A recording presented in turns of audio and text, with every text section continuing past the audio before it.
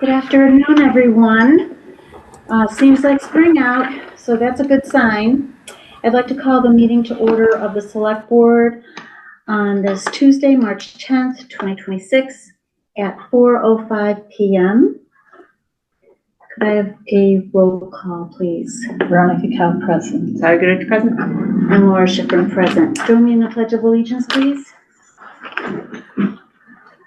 I pledge allegiance to the flag of the United States of America and to the republic for which it stands, one nation, under God, indivisible, with liberty and justice for all. I'd like to thank all of our veterans as well as all of our military serving here and abroad, our first responders here in town, our staff, our elected and appointed officials here as well as their families. We thank you all. This meeting is being recorded and will be uploaded to YouTube. Is there anyone else recording the meeting? Yep. Thank you, Cindy. I do not have any chairman's additions or deletions. Nor do I. Okay, I got the nod that it's no. 1.5, is there a motion? Valerie Goodrich move to approve the meeting minutes for February 24th, 2026 and March 3rd, 2026. Veronica Cal second. Any discussion? That's good to me. I just one correction that I think Spring put in there, so. Okay, and I just had a couple edits, but nothing. I added a few. Okay, and the 24th was here again because of the thing mentioned, and that's been eliminated. Okay, alrighty. Roll call vote, please. Veronica Cal, aye. Valerie Goodrich, aye. And Laura Schifrin, aye. I see that Bob Garside is here, and he is, remind me what number? He is 410. 410 on the agenda. If it pleases the board, may I take 410 out of order? Absolutely. Okay. Good Thank afternoon, you. Bob. Hi, how are you? Good, how are you? Good. If I'd be better if I was outside, so this should be the shortest select board meeting ever. We're trying. Don't jinx me. All right. Do you want me to kick off, Bob, or do you want me to? I'm sorry. Yeah, I can guess jump in. I got it, Karen. I'm sorry. So obviously the 4.10 is we have the building administrative assistant, Janet Levitt, is retiring. She's retiring on March 27th. 2026 will be her last day. I'm sorry, will be technically her last day. She is retiring from office on March 12th.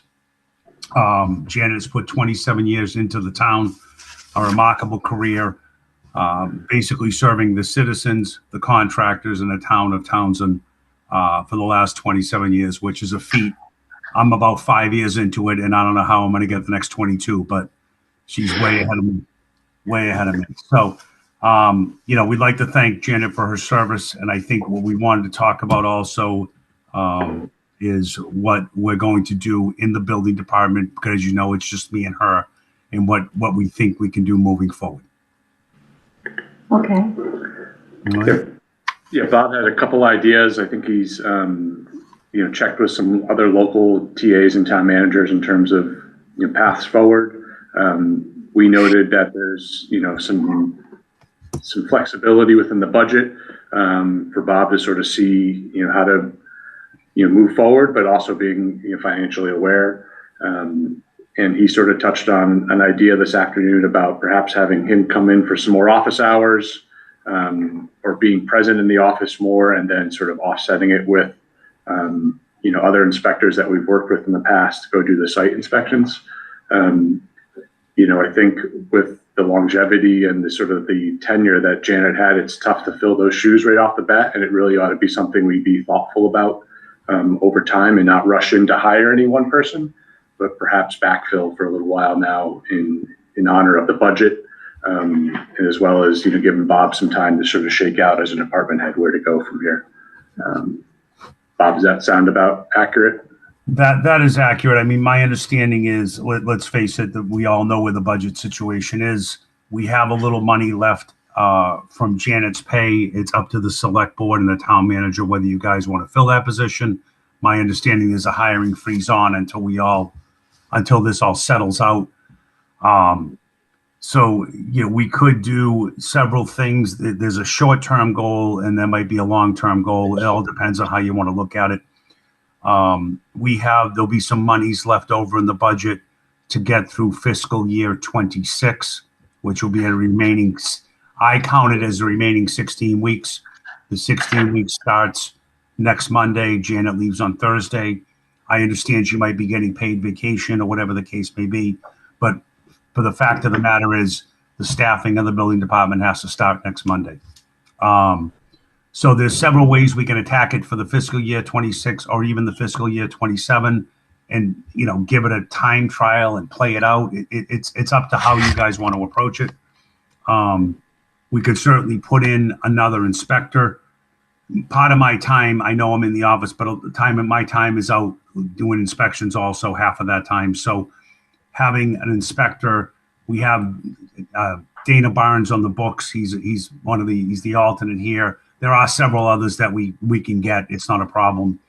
Having an inspector just come in and do the inspections would allow me to sit in the office a little longer, although it would be cut down hours. Let's all make sure we're clear about that. It would still allow me some more time in the office. Another option would be, bringing in a part-time administrator for now. Whatever the case may be, 5, 10, 15 hours a week. I would still remain to do my thing, and we should be able to cover that expense. There's also options. Obviously, the option is replacing it 30 for 30 as it is now. Maybe in the future, splitting some admin or sharing some admin with another town might be an idea. I don't think it's something we can get up and running in the next 2 days, but that might be something for fiscal year 27 we talk about, or we think about regionalizing, an administrator or administrative assistant that comes in a couple days a week and covers the office. So, again, the short term, I'm trying to get through from next Monday to July 1st. With the money we have, we can certainly roll it into 27 if it works and maybe extend it through 27. And in the fall, or give it 90 days. And if it just doesn't work, it doesn't work. And, we can adjust. So I'm open for suggestions. I'm open for, hey, let's try to pursue this for 90 days. I just want to make sure come Monday. Let me make sure. I'm sorry. I'm clear about that. I have access to all the voicemails. I have access to all emails. I have access to all permits. So even remotely, I watch what's going on. So nothing is going to slip through the cracks computer-wise. Now, the people coming into the office, there might be a couple who knock on the door that aren't going to get the service. So starting Monday, will be more remote than ever, I guess. So I guess the question is how we want to address the gap, the Janet gap, for lack of a better analogy. So it's really down to 4 options. Option 1 would be Bob, spends more time in office, but it's slightly reduced hours, and he uses someone like a Dana Barnes as your alternate to go out to sites. And with that caveat, we would have some increased signage both down at the door level as well as on Facebook, town website, about what the hours are that Bob would be present. And excuse me, Karen, I'm sorry. I do have my cell phone, so we can post a cell phone. They can call me as they need me. Yeah. So that's a huge advantage. Yeah. Option 2 is a part-time, kind of a fractional employee to offset some of the hours and be rolled into the town payroll and such. Option 3 is rehiring someone at the similar role of the building admin, and option 4 is looking for an intermunicipal regent type agreement with a Groton, a Pepperell, an Ashby, whoever who may Which have. is not immediate. Yeah. So, Bob, I just want to thank you first, because I think you're like our first case study in what the next year is going to be like with the hiring freeze, where we need to take time to think through all these things for the future. Mm-hmm. So Gee, I'm thanks. sorry I'm sorry you're the guinea pig. Not my first time, but I thank you. But I whatever Bob feels best, but see how it goes for a little bit. Veronica? I like option 1 with an eye towards option 4 for next fiscal year. Yeah. That's what I like. I think that to get anybody up to speed in option 2 and option 3 will be more, Work.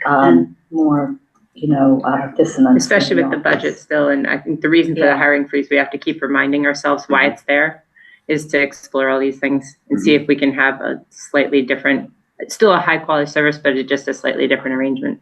And I think we are going to sort of ramp into a busier season with, potential buildings and renovations and such. So I think having Bob present, for hours that are really on a set schedule, and his accessibility via cell phone and his access to the Permalinks and online database, which we've been working with Guardian on, will help continuity there.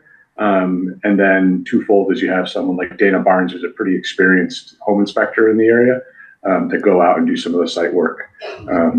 And I think that gives us sort of a pause and lets us really sort of ascertain where to go from here, and then get feedback from Bob. So like you said, in 90 days, he may say, hey guys, this is not working. Right. And then we know, and then we could sort of, check out other scenarios at the same time. So I think Bob can do this pretty seamlessly, without a lot of interference, or he doesn't need a lot of coaching from me. So he's pretty autonomous when it comes to this stuff. Well, And and we've been doing it. like- We've been doing it for a year and a half, Janet and I. So, I mean, as far as the kind of remote situation, so it's the least damaging to the town, I guess, for the lack of a better word. You can't cut the clerk and shut the clerk down right now. The assessors, the treasurer, the building. I've been remote for a year. They know who I am. They have my cell phone. Not that they haven't called Janet, but the fact is the electrical and plumbing inspector basically run their own game. They make their own appointments. They do their own thing. So this, I think, would be the smoothest and most seamless for the town and for the people of the town. I Agreed. agree. I think we all agree. So we've identified that as option 1. I guess for a motion would be, approve option 1, Bob to reset hours and then bring up, continue the alternate inspector with review in 90 days, let's say. Something to that I effect. make a motion for the building inspector to reset the hours according to his needs Mhm. and to work with alternative building inspectors and to review that plan in 90 days. Sure. All right, Veronica excellent. Kell, second. Okay, any further discussion? I agree with all the statements made that Bob knows his office best. Mhm. And again, we are sorry that you're going through this, but No, you're not. that you know what you're doing. So with that, roll call vote, please. Veronica Kell, aye. And Laura Schifrin, aye. Thank Thanks, you very Bob. much. Have a great Bob. day. Thank you. I appreciate it. You have yourself a great night. Get out in the sun. Yes, sir. I see that Selena's on, and she's on for 4.9. Should we go there, or it's up to you, Karen? I will defer to your chair. I don't have much to say about 4.9. I know That's that- the- I know there's a few things in there that I'll bring up on the screen, but Yeah, I'm good. do you want to jump to 4.9 too? Selena, would you like us to take you next? Well, I think it's we're- me, and Yeah, she's on outside, so to let's, support. Yeah, if you wouldn't mind, I have to go pick up my son in a little bit, so that would be helpful. Okay, Alright. we can do that. So I guess the So that's first, 4.9. yeah, the first thing to do is to put up, the deed, I think. let's see, let me make sure I got the right one here. So I'll just get started. Let me see what you're doing. I'll put it Yeah, on the that's the screen. guy. Yep. The CR committee is something that we put in place, about a year ago? Mhm. We have been looking at Squanicook Meadows with an eye towards the expansion that Tesa wants to use on the fields. So we are now at the point where, we're ready to act on this as best we Mhm. can.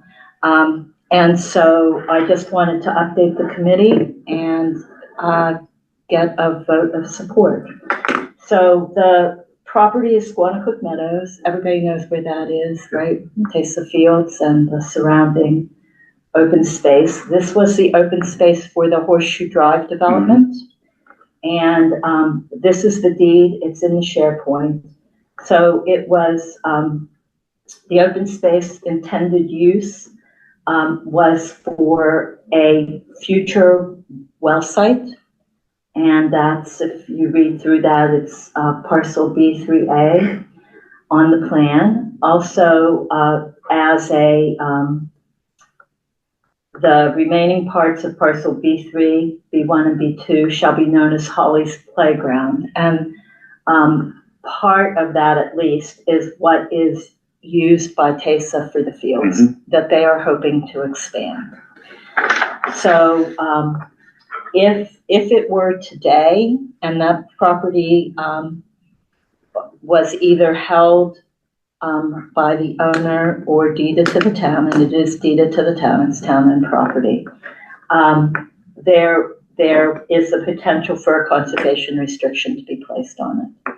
A large part of that parcel is priority habitat, and it is also the headwaters of the Squancook River.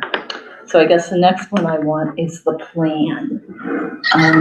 And so that would be, no, not this, the MESA CR.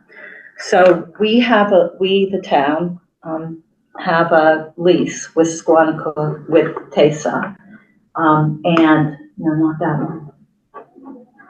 That's the one I saw. That's the With the red CR. line. Did I point to the wrong one? I want the map. Let me see what this comes up as. Yes, that's it. I'll zoom in a wee bit here for you. So the town has a lease with us, with TESA, and in the special town meeting next week, TESA has requested a 50-year lease, and main purpose for that is so that for doing the expansion they hope to do, they can get grants more easily. Keep it there, we'll talk about. Okay. So one of the uses in the deed is the water site, and you can see on this map that the access for the water site is on Horseshoe Drive, and there's the water department had given us the footprint of the site for a building in the future. So that's the one of the uses on the property. And then if you go down to where the expansion is, that's the part that is not shaded, and that's where TESA will be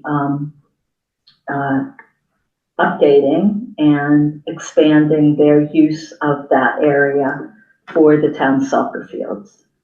And so that is part of the property. Selena, do you want to say anything else? Let me just say that the red hashed piece, that's the remainder of the property, and that is all of it really is priority habitat, except the little piece up where the additional parking is going to go. But that's the part that will be under the permit for the species that's out there. So we, the committee, have been working on a CR, and we're at the point where to get the MESA permit, the CR has really become real. We have to start the process of having it reviewed by NHESP and then EOEEA. And then once it's reviewed by them and our town council, it will come back to the town ready for local signatures, which is the select board signatures. So that's kind of the status. In the SharePoint is where we are with the CR. Very lengthy. They always are. They are incredibly detailed, especially when you consider. I would want them to be. Yeah, layers of recreation, Habitat. especially for it is the turtles. I love turtles. It is really highlighting areas of explicit preservation for those critters and conservation for those critters. So I think it's a really nice use of the recreation space, but also ensuring some guardrails for preservations of turtle habitat. So kind of a win-win in my opinion. So. And I have a question. the CR will be held by North County Land Trust. The property is still owned by the town. And the thing about a CR is North County will be taking on the responsibility of making sure that the uses on that property is exactly the same as the uses that are on the deed for when the property was transferred to the town. Yeah, so the deed will marry up with the conservation restriction, and it takes the town out of it, is my understanding, for us to supervise. It's the North County Land Trust, which is an even doubly so win, if I'm understanding it correctly, because then it's less pressure on our conservation office and your office to have to oversee what's going on up here. It's North County Land Trust working with the folks from TESA or whoever for Holly's Playground to sort of carry forward. So. And for notifying the town if there's any encroachment or any other use. So Selena, at this point, is there anything else that you would like to add? I think you covered it pretty well. So the TESA soccer complex, the part that's not in the red hash, isn't part of the CR as it's currently written. That is set aside for use as playing fields. So yeah, so the CR, if you look at it, it's on those parcels with the soccer complex, or it's referred to as Holly's Playground in the deed. It's separate, it's outside of the monitored. So they'll monitor the edge, but not what's happening in the soccer fields. That's governed by the lease that the select board has with TESA. Correct. I guess what caught my eye in reviewing the red lines of that was the verbiage, and I'm not an attorney, but just caught my eye since it is for recreation, was that it was crossed out, which to me looked like you couldn't be wheelchair bound or on an electric scooter. That caught my eye. And I wondered why they took that out of it. I think it was, they said no motorized except for. Yes. No, I thought I read it 3 times. Please. Yeah, it is except for the I believe so. We discussed this last. I mean, I would understand except for. I don't know why. I wasn't seeing It was it. a big document, so. Let me think where it is. That would be. But it caught my eye as like, uses. why? Why would we do that? Or why? Well, The internet's very slow. Like it was there, but it was crossed out. it's the next one down. Yeah. Am I imagining? And except for motorized equipment. So they crossed No, out wheelchairs and scooters and put equipment, so. So that all, I mean, in the Oh. Used future, by it physically might not challenged be a parties. wheelchair, or it's good, there might be some other device, and we didn't want it to be saying singled just out as these, that. and then you couldn't have some other device that gets invented A for buggy, handicapped wagon. access. Right. Okay.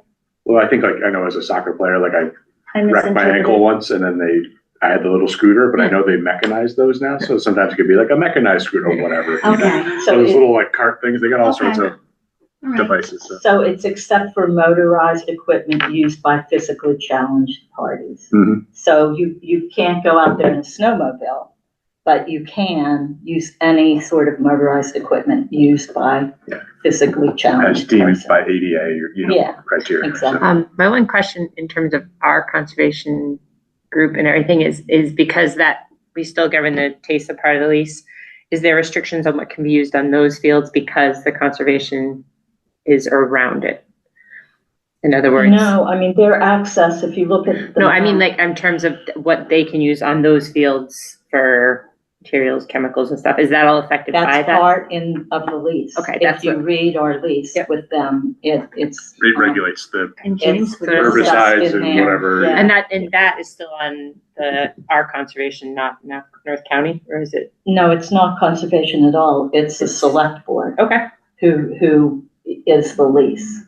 Right, But but who's governing, Yeah, that they that's- use, chemical 123 rather than chemical 999 for The like select board. select board, okay. Yes, just like we do for the you know, Rodenticides. pest stuff that's used, that's governed by the select. So, I would just want guidance from the county people if that's the case, because I don't think we should, if that's right. I mean, maybe not, but. So wouldn't, They would, Our you mean conservation- guiding as far as So, what you know, gets if used someone on comes the- in there and display it and glyphosates the whole Tesa Fields, I'm assuming North County is gonna be like, what the heck's going on? No, It's it not. will be Okay, cool. whoever's sitting I'm at just- this table. Because I know sometimes the budding conservation restrictions, that's why I was asking. No, it's, just like the pesticide thing, the Board of Health is who brought that to us. Wouldn't conservation bring that to us?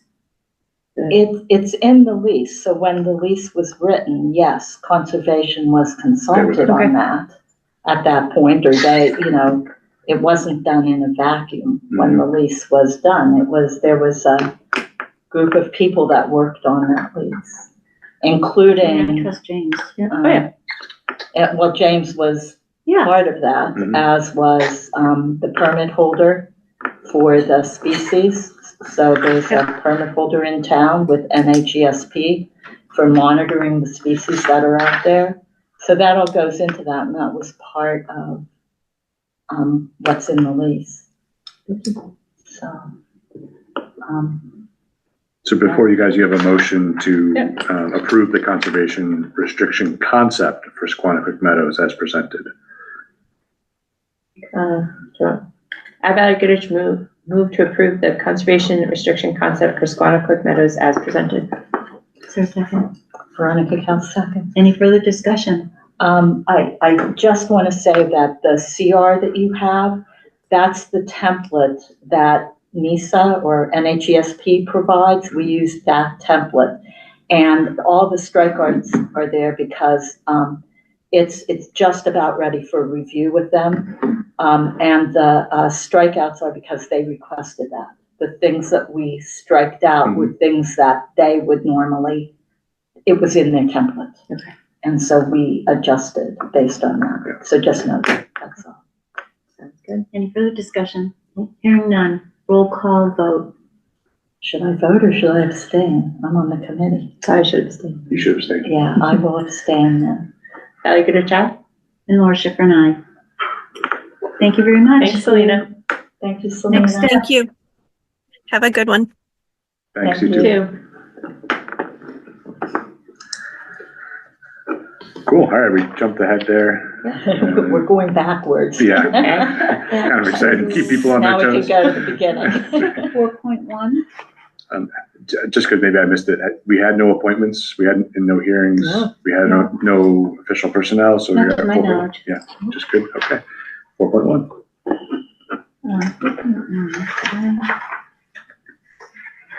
This was the designation of our Affordable Housing Trust trustees to be named as special municipal employees. I don't have a lot of background in this, other than we brought this up with these groups because it's, my memory's blanking on me. Shouldn't all the elected officials and employees be municipal employees? What makes I them can't not? remember this one, so I Okay, so apologize on for- this one, this came about from all the looking at who are and who isn't special municipal employees. Mhm. And the Affordable Housing Trust trustees are not on that list. And so if you read the bylaw, That's what it was, the bylaw. they are eligible to be special municipal employees, but they have to be named as such by the select board. That's what it was. So it's more for futures. Who knows who the trustees are? It is the positions that are special municipal employees. And so the board voted at our last meeting. Mhm. The Affordable Housing Trust Board voted at our last meeting to ask that the trustees of the Affordable Housing Trust be named as such. Is there a motion? I value Goodrich move to add Affordable Housing Trust trustees as special municipal employees. Is there a second? Veronica Kell, second. Any further discussion? Hearing none. Good Roll call memory. vote. You should abstain again because you're on that committee. I am on that committee, but I'm appointed by this board to be on All that right. committee, so I will abstain. Veronica Kell abstain. Chai. Laura Schifrin, aye. Thank you. I'd forgotten about that one. And I was like, oh crap, I didn't have anything in my head. Oh, crud. It's okay, you Too can many have everything things. there, it's hard, believe me. Yeah. 4.2, 4.2 is going to be the order of operations for town election and town meeting with town council. Adam was not available tonight to join us, so we will do that on 3/17. Okay. As a whole, and I know we'll touch on this down the road, there's only going to be 2 ballot questions currently. They're not due till 3/23, so if you had one that you were feeling particularly passionate about, 3/17 would be the time to let me know. We do have our warrant articles so it has to be posted by the 23rd? correct For the ballot. for the ballot. I won't get too much into warrant articles, but I will again chat with the moderator well before town meeting to sort of get a lay of the land and order of operations from him in terms of working together with the moderator. I'm also going to do that at the end of this week or early next week for special town meeting on 3/19. But we're looking like we're in pretty good shape. So more to come on 3/17 as I try to corral Adam to be available for us. Okay. 4.3, 4.3 is a mandatory referral notice from our planning board to the Seaver Road Extension 3 lot definitive subdivision and stormwater management permit. I'll see if I have any documents to bring up for this.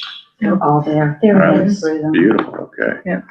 What I I don't noted- see is the referral form. Did I miss it? The one that referral notice. I noticed Highway had a comment on there too. I'm sorry, what? I noticed Highway had a comment on there too. I didn't see that. I didn't see Highway's comment. Let me see what I Am I imagining things? James Smith, signature. The comment about. No. Yeah. You probably saw it, but I'm just saying I didn't. I didn't see James Smith's Oh my comment. goodness. Oh my. Why, Like going too far. where in the packet is it? Now you're gonna make me find it. planning board filing packet. Let me see if I can I grab looked at, I went through all these last night. it. It's 77 pages. So. We don't typically see the referrals from the other departments. That's It's the why I planning noted. board that, That's why I noted it. Oh, this has gone on a while. Sorry, I shouldn't have said anything. Oh, got to. Oh, no? I would like to see his, because this is a different plan than what came in. It was probably 2018, 2019. Unless it's in this packet, but I wouldn't expect it. I knew he sounded familiar. I was on planning board. You were, so was I, when this came in, and Yeah, so who I is? really, maybe I shouldn't say, but Here it is right here. this is, Thank you. Where Which are one you was it at? on? It is What the page? last attachment. It's one of 2. the In which Seaver one? Road Planning Board? It's the bottom one, yeah. She wrote that, yeah. Okay, that. James Smith said, I would request that the HMA binder course be no less than 2.5 inches It was of just- bituminous concrete, and the HMA service course be no less than 1.5 inches of bituminous concrete when constructing the roadway. I would like copies of all the paving slips for the roadway during construction, and would like to be notified when gravel is being installed, as well as paving for road inspections. Thank you, Mr. Jim Smith, 3/2/2026. I will share this on the screen. Yeah, I still can't find it. That was my only comment, was just to make sure Highway was involved. What about because- fire? Oh, yeah, that was the only one I saw in there, so as needed. So I just hadn't seen obviously those in previous referrals. So. it's transferred ownership since Yes, it was it at is. planning. And this is the header document here. It's up to you guys. I would make my same statement. I trust the I planning trust the board board to. and our I can't get department, involved in everybody's business here. yes, and our department heads and their input. Right, That was what I was gonna add, as long as they have all that, as long as all the departments heads yeah. that need to be involved have had a chance to have their input. And there's probably gonna have to be a public hearing on this. Stormwater, Yeah, Monday, Or tentatively development. Monday, April 20th or May 11th at 0:00 PM. this is not, In Great time. referral notice, yes, so there will be a hearing. My guess is it isn't posted yet, but I don't know. Yeah. So yes, What was it I would about? trust the planning board on this one. That's for from the, you. yeah, that's from the culvert. That's 4.5 on the agenda. We haven't gotten there yet. Oh, 4.3, I don't know why this all got messed up together. Do you want me to make a motion? Or no, you don't need a motion, sorry, you just need to comment. Oh, well, is that the agreed consensus? Yeah. I don't Yeah. see the comment form in here either. It's the second to the last one. The last one is highways. The second to the last one has the blank on it. It's called referral notice, Seaver Road extension.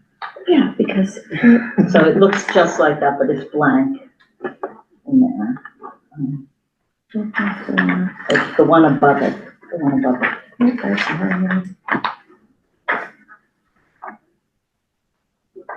That's the one you have Aha. to fill in. Back, Yeah. right? Yep, that's 4.3. and this is ours? Yeah. Or are we just, That's ours. I think Do we that's check ours to mark? write on. That's the one that Sabrina had the sign here for. okay. We trust the planning board to make the correct decision? We can put from necessary department heads. Yeah. I just noticed that, so I want to make that clear that I saw it.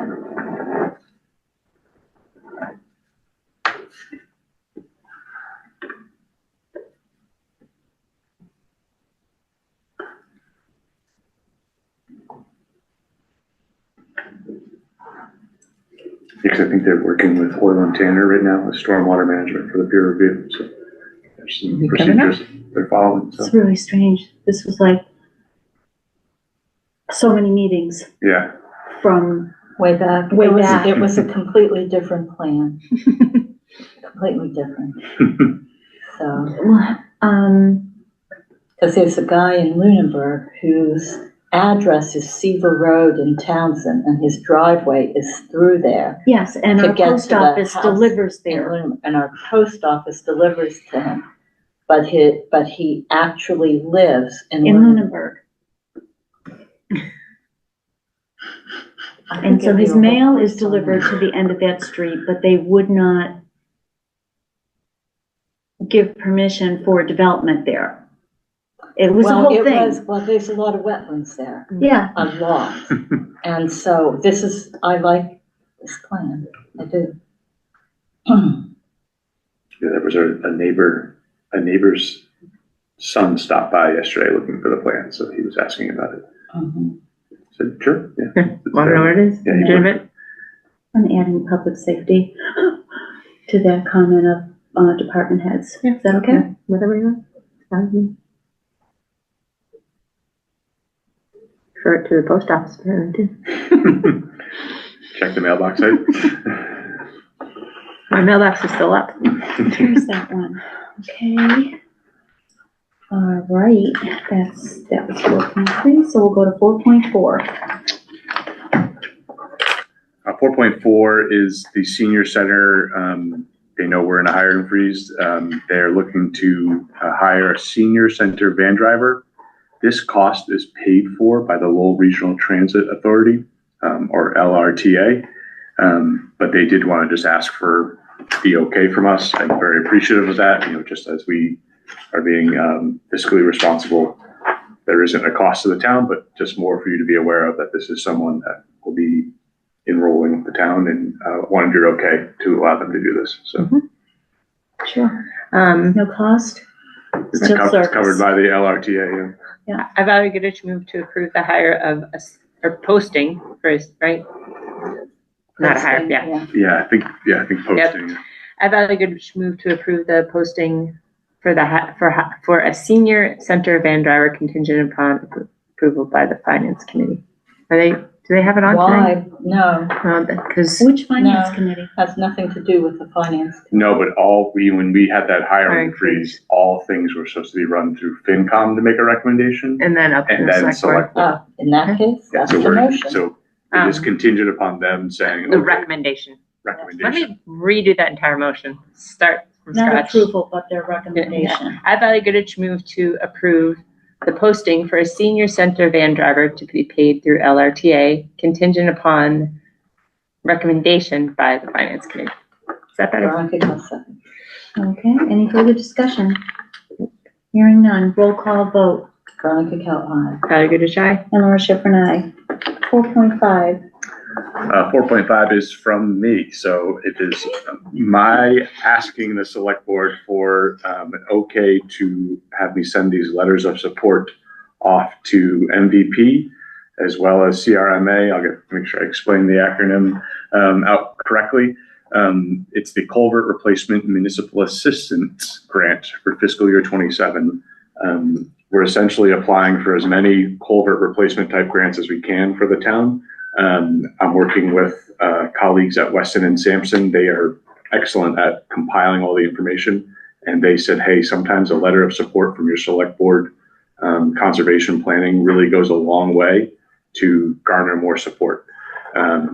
So I haven't baked out the full copies of these yet, but it'd be something that I would send along to you to confirm out of session, really. It's pretty boilerplate. You know, we're not promising them the world. It's really that the select board feels passionately about trying Culvert to get replacement. culvert Yes. replacement and trying to get grant design work because it's so expensive. So really it's, I would probably send these to you to be signed out of session.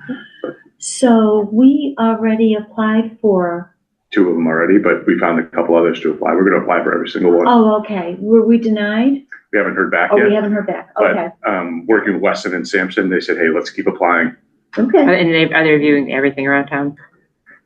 Yeah, some of these are nature-based solutions. Some are full-on Highland Street culvert replacements. And then if we get the positive read on that, it may lead to a small bridge replacement as well. So we're really trying to strike and hit on some of these grants, so. Okay, Do you want a so I motion, did Mary? that. Yeah, do a motion subject to final yeah. approval. Valerie, Oh, oops, sorry. I, Valerie Goodrich, moved to approve the town administrator draft a letter of support as presented for 2 grant projects for culvert replacement to be signed out of session. Veronica Kell second. Thank you very much. And any further discussion? No. Hearing none, roll call vote. Veronica Kell, aye. Valerie Goodrich, aye. Laura Schiffern, aye. Thank you. 4.6, 4.6 is Earth Day for Earth Day. Select Board. An annual program that happens at North Middlesex Regional High School, April 25th, 2026. I'll put this beautiful image up on Zoom here. It's a raucous good time. I think we did last year. The select board did have a booth last year. Of course, last year we were talking about the override at the booth. What would you like? I can go and talk about culvert replacement if you want. I don't have a problem standing there if you want someone to stand there and field We should any all be able to strange- go. We've used it in the past for anything, any advocacy or answering questions Yeah, for sure. the Questions. budget Yeah. or anything that's As long as we're on not the talking to each other, warrants. we're all good. We walk around the other booths. Sounds good. Well, we People don't attack us. deliberate. No. I mean, we can No. talk to each other. No, that's not what I meant. I meant discussing. We're Hopefully it's not not a having snow day. meeting. And that is just before the annual and before the ballot questions. Yeah. The ballot vote and, Yeah. right, so. And I went through Karen to We have ask to pay for get specifications on how that ballot vote would roll through if we got 5 members, what the timing would be. So we should have that Yeah, that would before be then. good too. What's that? I did ask for clarification on how the second ballot, first or second, the 5-member board would roll out. So I passed that to council through Karen, just like in terms of how that would, if the 5-member board is voted in, how it would. I thought we were gonna meet with town council Yeah. about that. But We are. So I hope to have that by this, so if people ask, we can say, oh, this is what will happen afterwards if it gets approved. Yeah, we'll present that well before then too. Okay. Yeah, because Earth Day is not intended to be No, what no, no. happens with a No, it's 5% just ballot. for. No, Yeah. no, it's just for questions that you can answer, because people have already asked me that question. What Yeah. happens if we get that voted for? And you're welcome to talk about. Well, culvert yeah, and are they all replacement, ready too. to take out It's a very, papers? Earth Yeah, Day we'll They're issue. asking you questions? Right. All right, Okay. vote? Do we need to vote? Yes, I thought Goodrich moved to reserve a spot for Earth Day for the selectmen. Veronica Cal second. any further discussion? Who's making the ask? Do you want me to make the ask, or do one of you want to Who ask? is, For what? It's To usually email them and reserve the You spot? Okay, I just want to make sure. I didn't want to like duplicate the work in case. No, So who's doing it? Karen. Awesome. Okay, Okay. excellent. Fine with me. I just didn't want, like, if you sent one and you're like, oh, I paid the $35 and then I paid the $35 and we're, you know, like, I just want to make sure it's one person making the ask. yeah. Otherwise, Never they're know. gonna get $35 from They four of may, us. they may like that. Yeah. And request locations. Oh. Well, see, now I'm glad we're debating this. How, So you can look at the oh, map. Nelson did that last year. And well, This is the time to discuss. We're here. We can okay, I deliberate would this. want to be on the end, not the far end, but more towards where the The drive roads go is- in and out. Mhm. Yeah, that would be appropriate. And then if nobody's looking for us, we're right there, Yeah. right? We're not hiding. We want to be Wherever, you transparent. know? I'd like to see everybody that Yes, day. that's the buzzword of the year. All 9,132 people come that day. What else? That's it. You need the vote. Roll call vote. Veronica Cal, aye. Thought Goodrich, aye. Laura Schifrin, aye. Excellent. Can't wait. 4.7? 4.7 is a contract with our friend, Mr. Solomon, who is the attorney to assist us with the TCAM negotiation processes, if you will. Myself and Lori had a nice chat with him on Friday, which feels like an eternity ago with all the warm weather since then, right? Doesn't it feel like forever?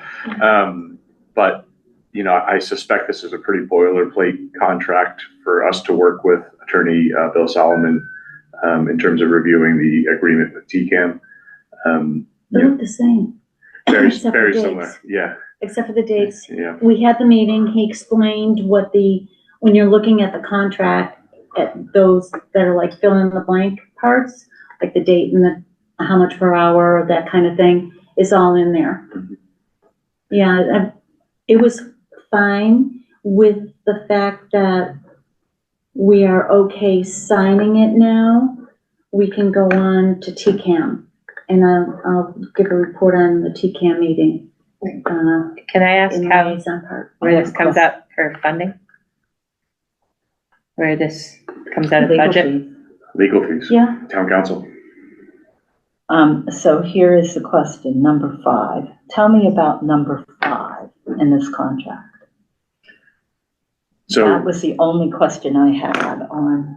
Yeah, there's a world that we invite. It was Dresser Yeah. Media Communications, I think was the yeah. name. Mhm. It's a gentleman who runs an organization down the South Shore, and really with all the great work that TCAM's doing, and they're just bringing on some new board members, it might be an opportunity for them to kind of work with someone who has some sort of new age ideas and new ways to integrate the program to be available and just really enhance what's going on.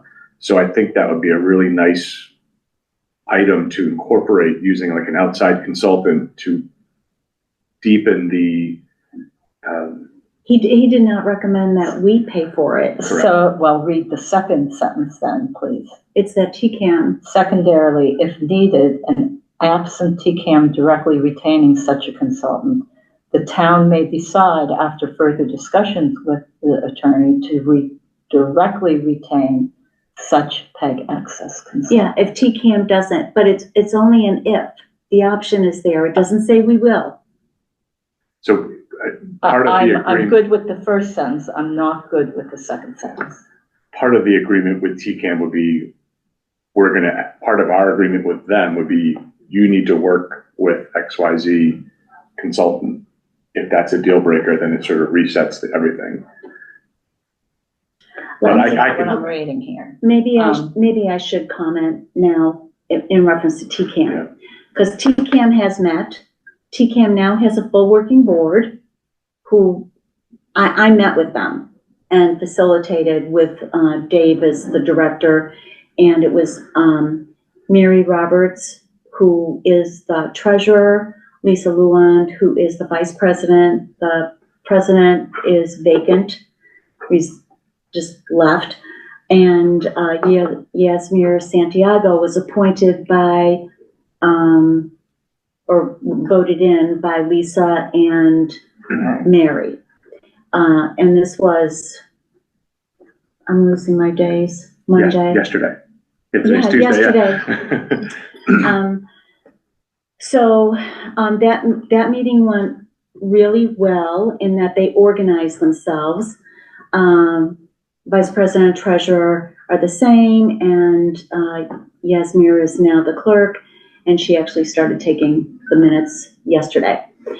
During that, I told them about the meeting with Bill Solomon, and I sent you the agenda that I ended up sending, which had the information on Eric Dresser there. Mhm. Plus that, the 2 links that he had sent to us, meaning Kieran, myself, and Bill Solomon, for them to see the work that he's done. He actually runs this type of system himself, plus he also serves municipally himself, and he does help other municipalities make their presentation to the towns.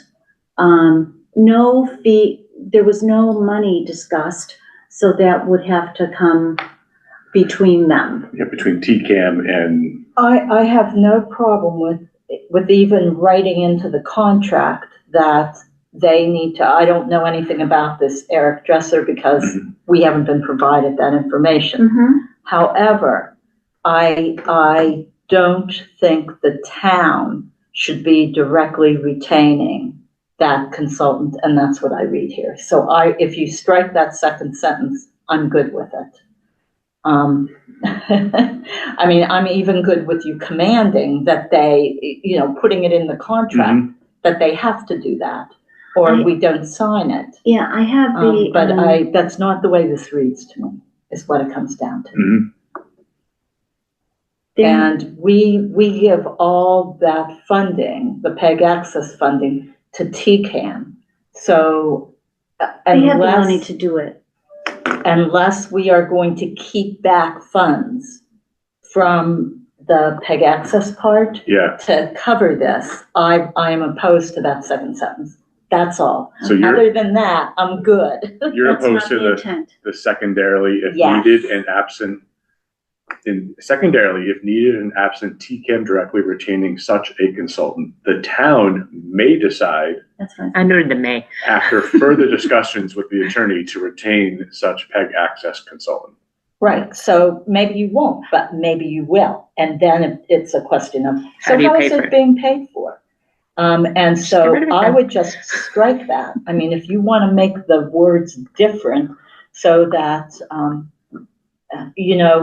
or using PEG access funds that are not transferred to, that would be okay too with It's me. supposed to come out of As their long budget. as we know where it's coming from, but that's not what that second sentence says, that it comes out. So maybe we'll give that feedback to Bill, to Attorney Solomon, and say, this is what we're feeling. Can we rework this sentence just so that the town is not responsible in the event Okay. you find some other way to make it inclusive of PEG access fund is going to cover this in the event that TCAM does not.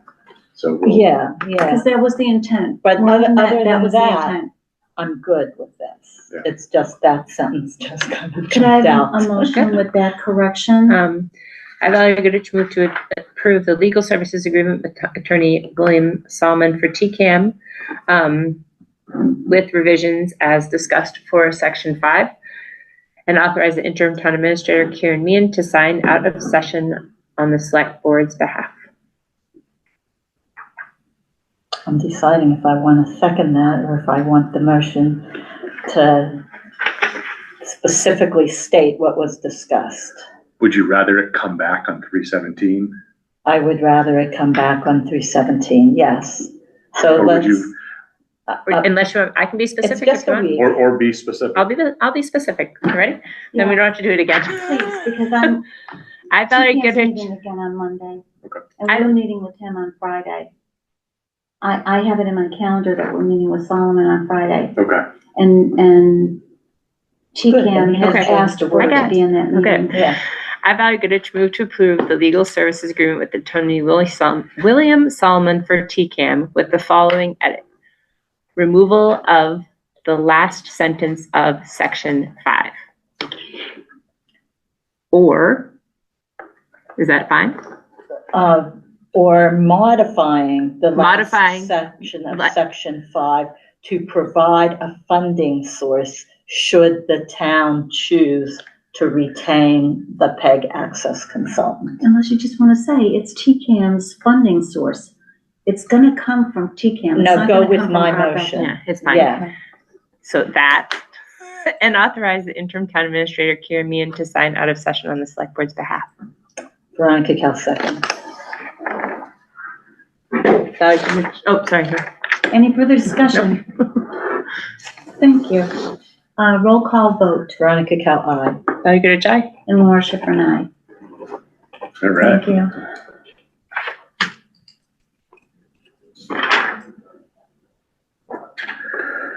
4.8 is review and discuss special town meeting for March 19th, which is quickly approaching next week. We are going to have the signs put up for folks to see as they drive. What's even better is there's sun out, so the solar batteries hopefully will retain a Last charge, till next week. and everyone can see those more nimbly. Let me see if I have some documents to bring up for this. That was 4.8. I do. So I have draft motions here. I believe I printed those out for Lori, and I'll bring them up on the screen here for those to see. We have track changes on too, so it might be a little. I don't, 4.8 right here. Yes, ma'am. So, you know, Adam gave me his feedback, and then also the, you know, comments you'll see on the right-hand side from him. You know, he just sort of cleaned up my wording more than anything else. But as we look at these articles, you know, the first one is, you know, the town reviewing, you know, the potential acquisition of ClearGov, you know, for just under $42,000, and utilizing free cash to onboard and then have the first year of subscription for that tool. There wasn't a lot of wording change there. Second article was the OPEB study for using free cash for $4,750 for actuarial services to conduct a retiree health insurance liability study for the town. Fire away on questions as you see fit. Okay, instead of free cash, is it possible to use the fund from the property transfer? We do not believe so. That is for infrastructure related items. And this is not infrastructure? It is not. Okay, all right, thank you. There is an argument, having thought about this afternoon, that, were you asking about the OPEB study? Yes. About Article 1? Yes, There's Article 2. Yeah, there's a world that Article 1 is considered town infrastructure because it's a software, it's a tool. Article 1 is free cash. I'm good with that. But you could use, Oh, you could? for Article 1, I think.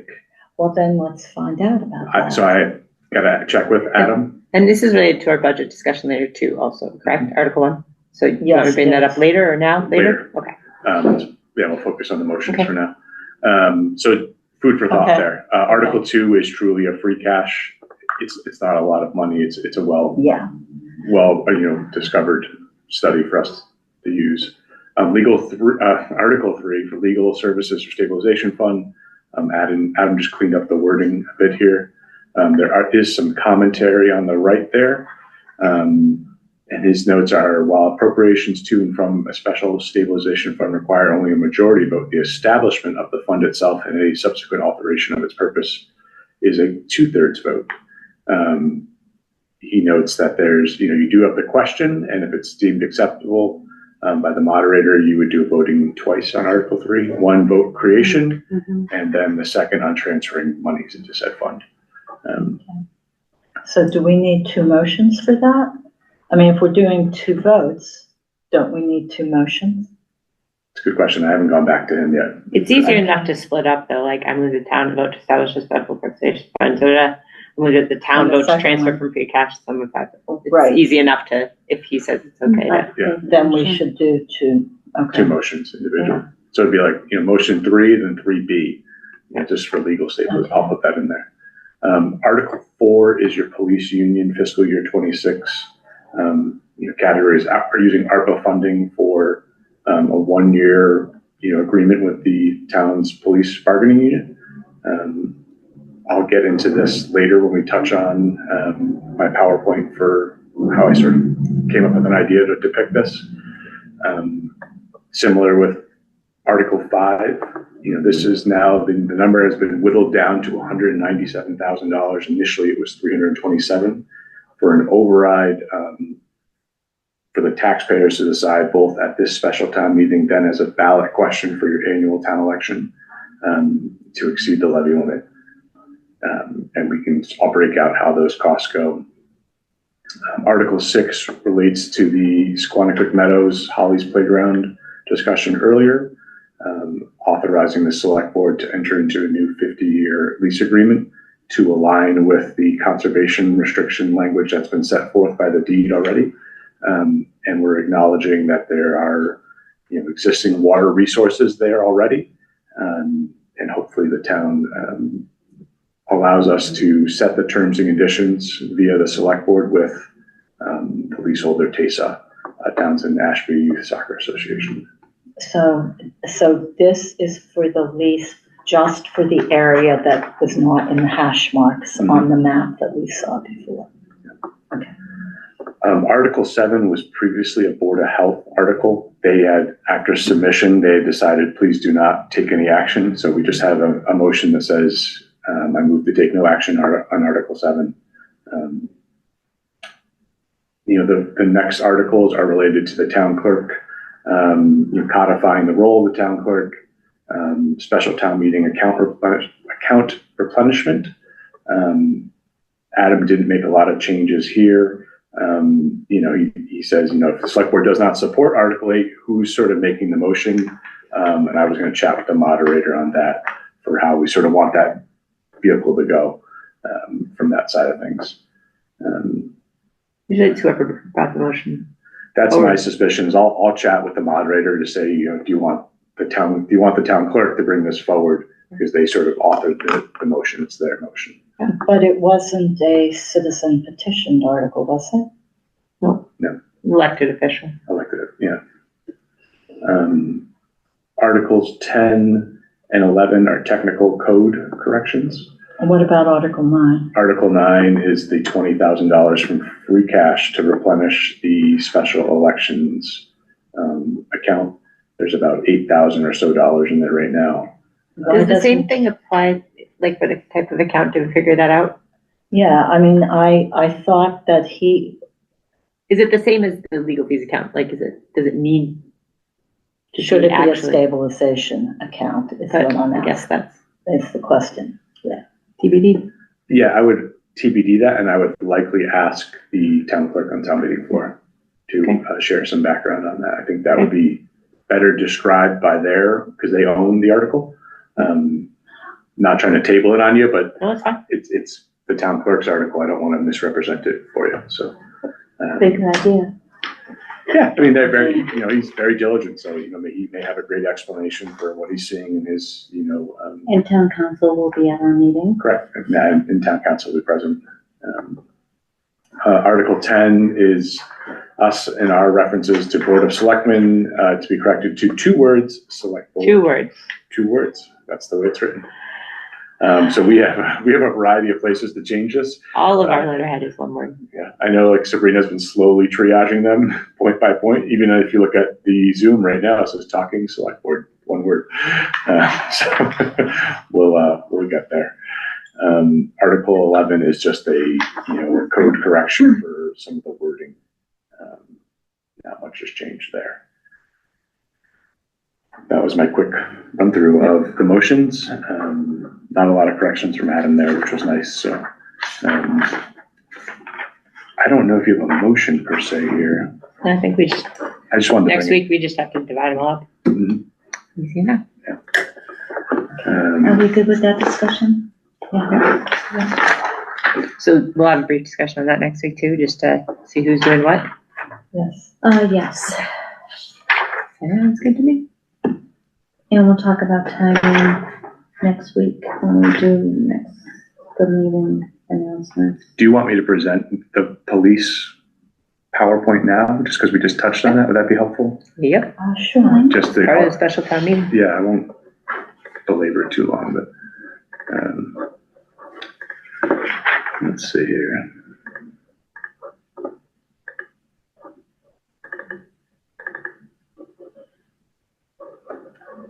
So we have some wonderful new logo images for the town, which is great. Thanks, Val. I like our bald eagle and our, I started this for Nelson a long time ago, and then when Karen came around, I was like, oh, someone who likes PowerPoint. Yeah. I just I'll give it to you. so, this I think is a sharp, I don't know if I printed this out. I did not for you, Lori, I'm sorry. But, sort of what we're doing here is, we're discussing the Townsend Police Department and contract fiscal presentation. Again, I'll take any feedback on wording and anything like that along the way. Townsend and the Townsend's Police Bargaining Unit have been out of contract with the officers since fiscal year 25. Essentially, I'm going to share with you some background on the marketplace for officers, both patrolmen and sergeants. The Collins Center study references that. Article 4 is an expense and utilization of ARPA funding. Article 5 is the totality of a budget ask and the breakdown of expense buckets impacted by passing a town meeting vote and subsequent ballot vote. That's important to remember. There's a ballot vote after this town meeting vote. Patrol officer salary by department, we picked on Groton, Ayer, Harvard, Pepperell, Lunenburg, Ashburnham, Ashby, Lancaster, and Littleton. Important to note with Littleton, this is from their fiscal year 25 or 24 numbers. So they're just out of date for quite some time. But you can sort of highlight here where Townsend falls compared to other marketplace Collins Center study numbers that were shared with me. I have not verified these numbers, but I received them from the police chief and I'm feeling very confident in his numbers. We're near the bottom of the barrel here. The bargaining unit also provided those numbers. So the bargaining unit and the police. Yeah, and this is the average. It's not a median. It's an average of where we fall for our patrol officer salaries by department.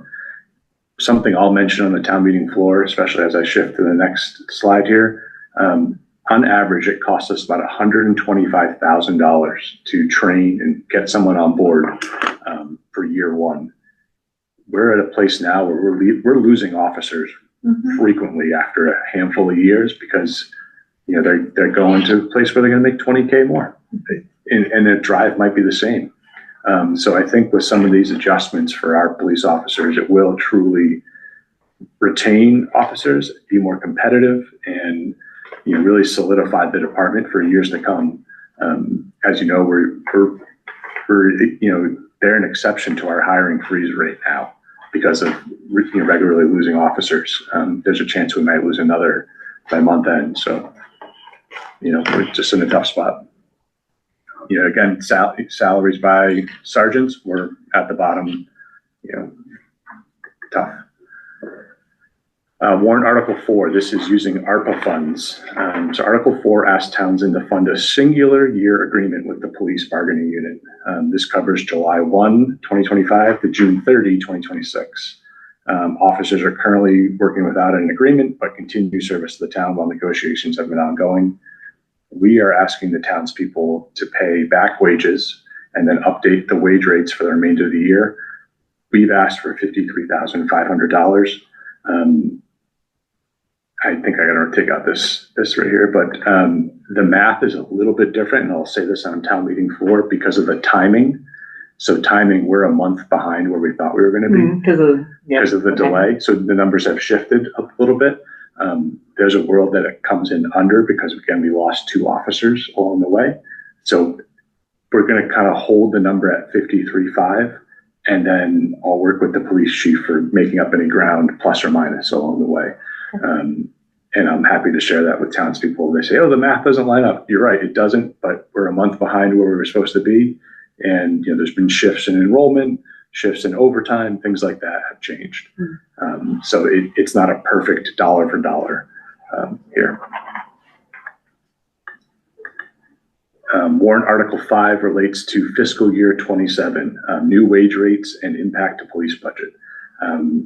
This is a significant jump. This is really the corrective action being taken by town residents to say we want our police department to have competitive wages in the marketplace. You see the jumps. It's just a smidge under $197,000. This was after some sharpening of the pencil with regards to the patrolmen and sergeants, the SRO, overtime, holiday pay, and really it's fiscal year 27 is a corrective measure being taken by this agreement to bring our officers up to a competitive marketplace. Again, the math is not perfect. It's still balanced on shifting from 15 officers, and do we have 15 officers? We've lost a couple officers. It's never going to be perfect math for us here. And it's really once, the rubber meets the road with officers and who's working for us at a given time. So just important to, be aware of that in case anybody asks you why it isn't exactly dollar for dollar. The next is what the impact of $197,000 override is to the, assessed value of the taxpayers in town. If your house is worth an assessed value of $450,000 with $197,000 override, your tax bill goes up annually $54. So if we do the back of the napkin math, what's that? 5 by 4. $13. Yeah, that's $15, Yeah, so, $13.50 or so.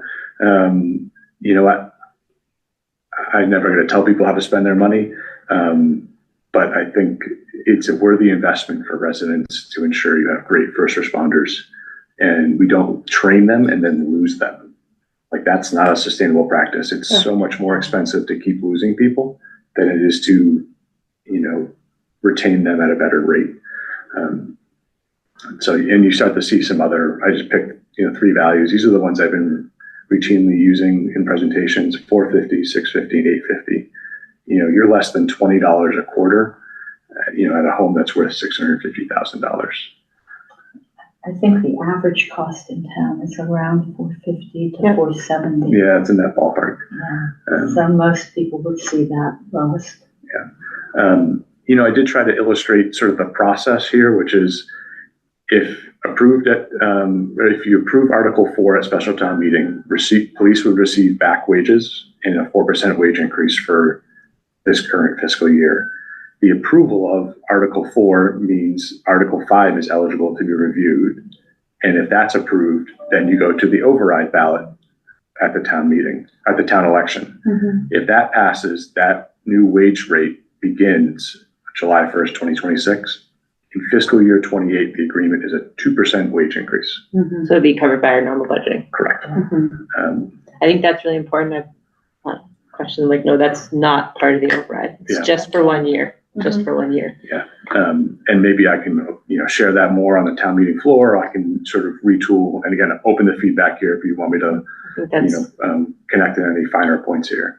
And then, last but not least is in the event that we don't pass, if we don't pass, residents don't, authorize placing Article 5 on the annual election ballot, we go back to the table with the town and the police to work on a revised agreement. If you pass just Article 4, they would receive their back wages plus the 4%, and they would carry that forward. And again, we go back to the table to keep trying to figure out an agreement with that group.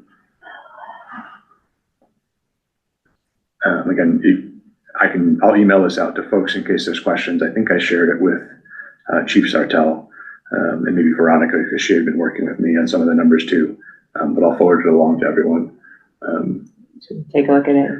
poke all holes in it that we can. Yeah, I mean, and this is the time now to poke holes in it rather than have me get drawn and quartered on the town meeting floor. So. Can I just say something budget related? Sure. More, not really to this, but that first point that we would go back to the bargaining table. Do we need 2 budgets to present on Saturday? One, if the override passes, which is what we've been working with, and another one if it doesn't. I guess is that part of the budget discussion? Perhaps. I hadn't thought about that really. I've been really optimistic that the override would pass. Yeah, I hadn't thought of that either. I wonder if finance has. I think They may. I think maybe it might be worth preparing it. We won't know until the 27th of April whether or not the Mhm. budget that we're working We on. will need to know it the is option the B. one. Before. Yeah. I have some Right. thoughts too, so, but I think it's part of But the budget it's really, discussion. it's really 3 budgets then, because if Article 4 doesn't pass, Well, that we wouldn't, yeah. Yeah, that's a whole different ballgame. Because then we're back, we have to have FY25 salaries and values in there. Okay, thank you. yeah, that would add some other wrinkles to it. And Yeah, I hadn't really thought about that. there was a rumor that I'll get to this later on in old business, but we do technically have a balanced budget. So I was trying to bail on having a budget summit, and I think one of the FinCom members was receptive to that idea, to not having it. But I'm going to try to catch them at their meeting tonight Yeah. before I agree to that. I think that, Okay. yeah. It's So, essentially last year's, yeah, budget topic, sorry. yeah. So that's how that presentation will look that night. Again, I'll email this out, so then send me back any feedback, and we'll try to collaborate on that. We'll print out these slides and bring these. Maybe we'll print 75 copies, because it's a couple pages. We're not killing the printer. Double-sided. Yeah, just some materials are available for folks if they want to sit there and say, what are you talking about? So you're printing them as slides? I would probably put 3 on a page, Yeah, that's what I usually do. just because I think it'd be more It's sensitive easier to to see. printing, and then someone could take notes along the way if they have a question. Okay, sounds good. Last year, the presentations were really hard to see, so hopefully this is better. Because bolder colors and brighter, we'll see when we get there. Yeah. And I think last year was just so small too, so that looks better. Yeah, to me, like a slide should have less information and Yes. be more. You speak more. Talk to it, Less on the slides, more That's just- talking. presentation stuff. Oh, my college professors, less on your slides, more talking. So we're in old business. So you can be heard. Mhm. Okay. Sometimes it's fun, like a soccer coach voice, just yell out into the crowd and go from there. If you could. Yeah. Oh, I can. We might let you practice. All right. When I yell at the dog, I get scared. Yeah, last year my family said, "Why are you using a microphone, Mom? Use your voice." I was like, "Oh, what does that mean?" So 5.1, if you're ready for me to jump ahead. Yeah. Let's see here. We're in old business. We need to get these clocks changed. Oh yeah, that is sometime.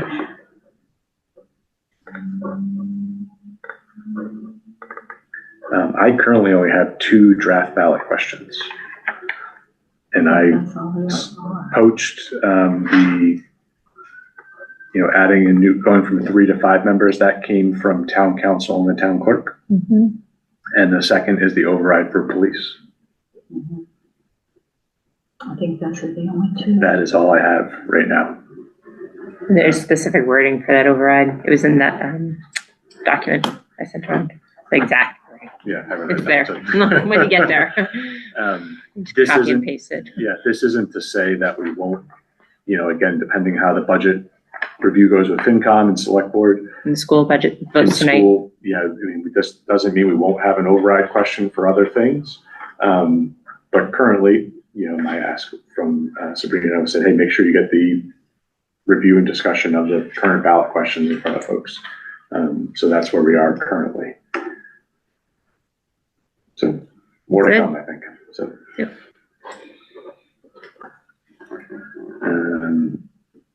I don't have an update for you yet on 5.2, just because I'm holding numbers sort of static since we last touched on it. So I don't have an update in regards to annual town meeting warrant articles at this time. 317, I expect to have more information for you, if that's okay. Okay.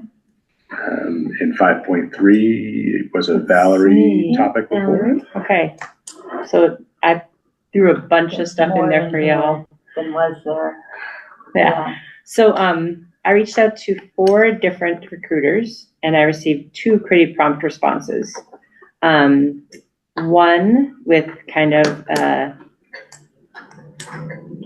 one fee, which is about $15,000, and the other one with a range of fees from 5, which is like a little bit of help, to 20,000, which is a lot of help. So obviously, I stuck in there I'm not going to pay $5,000 for a brochure example because I made one in about an hour, if that's what people are looking for. So I guess the question is, I haven't heard anything back from the other 2 recruiters yet. How does the select board feel about, I mean, I'm really, we're looking at $15,000 to $20,000. Yes, we are. And so the one thing about this too is the timelines definitely stretch out if we add a recruiter into the picture. We're looking like 4 months probably. I think that's okay. I think it's important to have a recruiter. I do. That's my own opinion. Well, we can do what Townsend always does. We have a professional services line in the budget. I don't know where it stands right now, but I would do that and do a municipal transfer at the end. And there's not a ton of money there, but you I could know wiggle around at the end if you had to. that I'm okay with. I know that there are monies in the housing that haven't been spent. So that could cover some of it. I don't have the BVA up. Yeah. But we could look there and see. But I think that it is important to have, This is one example of a site, just for those who are looking at home. MRI, that's one. I think was on your list. Mhm. So the 2 that I received responses back from were, sorry, let me just make sure I got it out here. MRI and Collins. Those were the 2 that I saw. And I think it's important for them to vet the candidates, pull in this is what I would want, for them to pull in the resumes, to vet them, to bring them to the committee, to, they could do a preliminary interview even. Let the committee interview. So those all those services are different costs. Correct. If you look through Under everything. MRI, Yeah. they are. Under Collins, it looked like it was more one size fits all. Pull that up real I quick. don't remember it 15? being, It's that one. Yeah, that was the 15.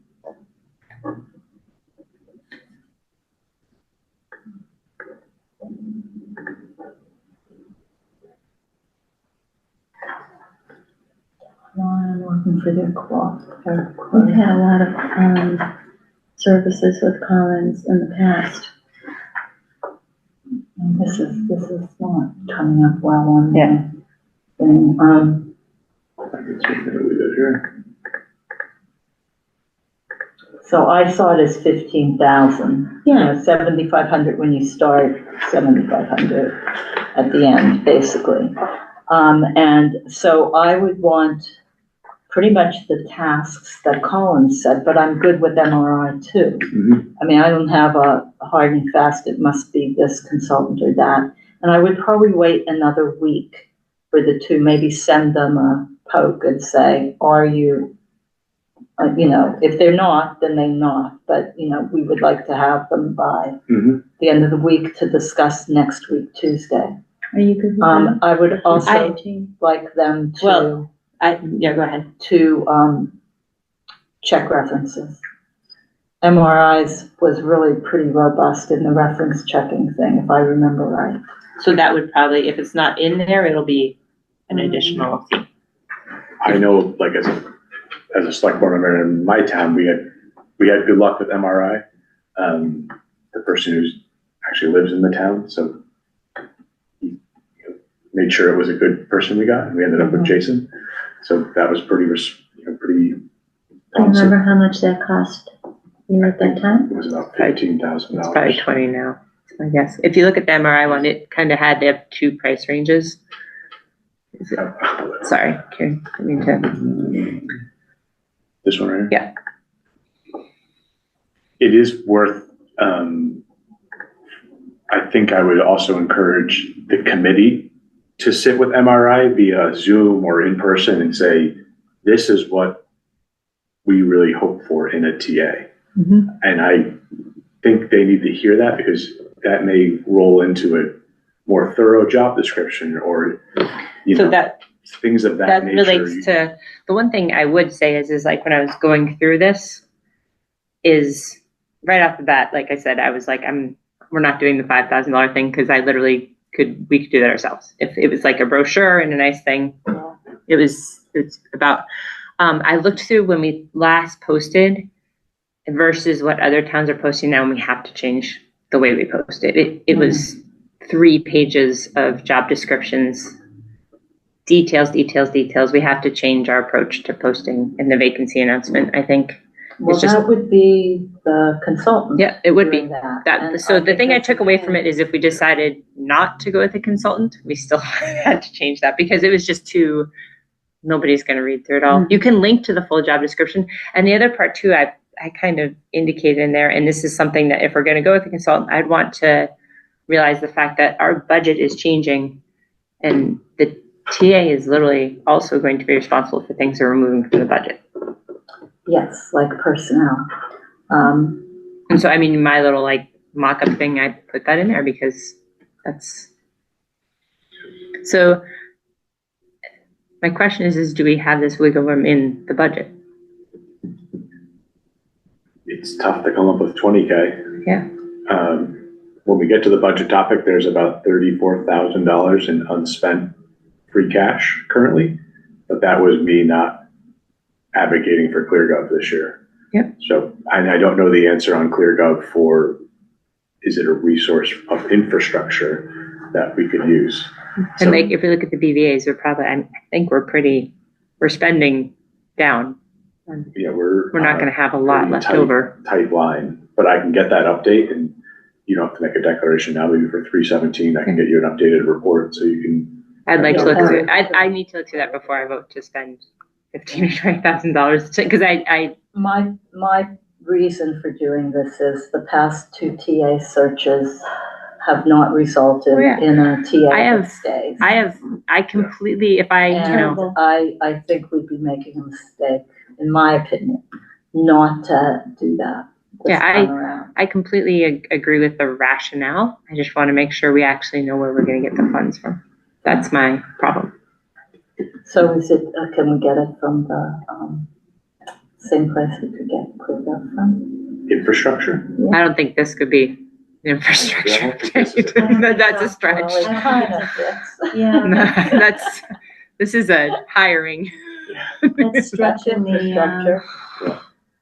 Yeah, especially because, Depends It's- on how it's a you thing look at it. yeah, I would almost, I'm not trying to delay this on you. I know there's a timeline involved. That committee should sit and decide what they want so as a group. that was the next part of my conversation we was. already said who the committee was Yeah, gonna no, You did. so our first meeting is Friday at 2 p.m. And it's just a basic meeting. We're gonna go through policies and procedures from legal. And we have some mandatory forms we have to sign and describe what those are for anybody watching. We were looking for some guidance on our next steps. If you want us to be involved with this, I think that's fine.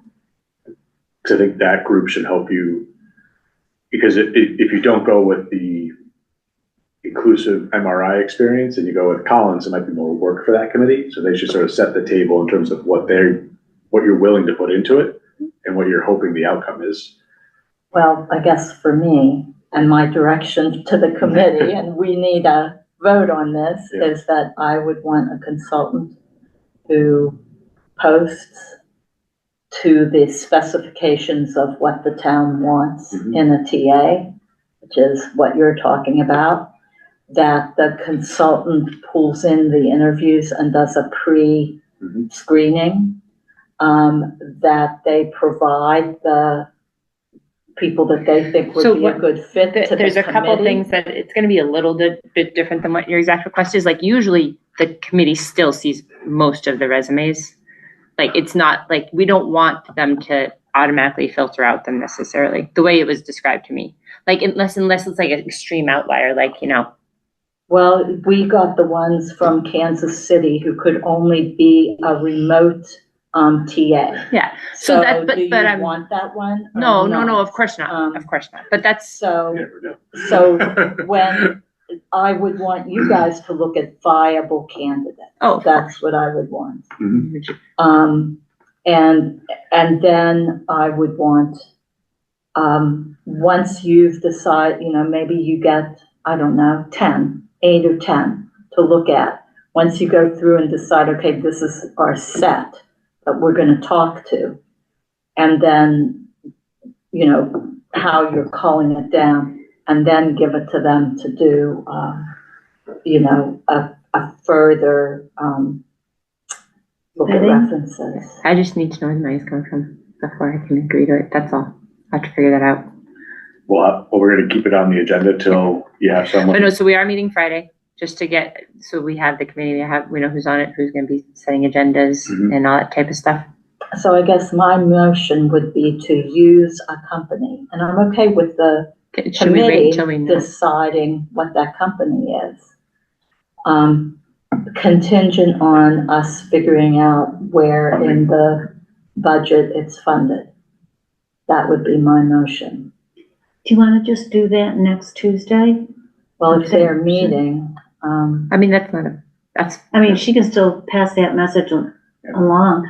I mean, I served on the last two, and I would recommend that you not do what was done before. Well, I looked through and like the questions were wow. Some of them sometimes I think it was really, I think it can be more efficient. That was my takeaway. Yeah. And more precise. Meet Friday and then cycle back feedback Yeah, for 317 and then a marching order for MRI Collins, and I'll align with you, Val, to sort of see, you know, we have potentially there's some funding here, you know, not to exceed, you know, 20K, whatever, you know, right. to work it out that way. I think we can do that. Yeah. I think to get a candidate that's going to stay a while, I almost think we have to. And I'll talk to, I just took their initial proposals. I'll reach out to both of them and actually have an in-person conversation with them just to the future, because the landscape is, okay, never mind. I'm going to remain optimistic. Yeah, I'm optimistic. Well, you can always go Kansas City remote. 5.3 is on for 317. 5.4. 5.4, we discussed with JJ Energy Solutions last week, and this is just your approval of the proposal for me to sign the agreement with Earthlight EV charging for the Senior Center Library parking lot, and authorize me to sign that out of session. You have 5.5, which is also an article for the EV charging station here at the town hall. And sort of carry that forward. As a total, that would be $1,000 for each to investigate the next steps of the project and getting us into the grant line and determining, you know, the suitability of each space and what the next steps could be for the town to get these EV charging stations set up. Is there a motion? You guys all want? We did discuss this. Yeah, no. Yeah. Just want to make sure everybody had gotten a chance to review the more information part of things. I would do them each in two individual motions Correct. for each space. I, Valerie Goodrich, move to approve the proposal for Earthlight EV charging station at the Senior Center Library parking lot and authorize the interim town administrator, Kieran Meehan, to sign out of session on the select board's behalf. Is there a second? Veronica Cal second. Any further discussion? Hearing none, roll call vote. Veronica Cal, aye. Valerie Goodrich, aye. Laura Schifrin, aye. 5.5, I, Valerie Goodrich, move to approve the proposal for the Earthlight EV charging station for the town hall parking lot and authorize the interim town administrator, Kieran Meehan, to sign out of session on the select board's behalf.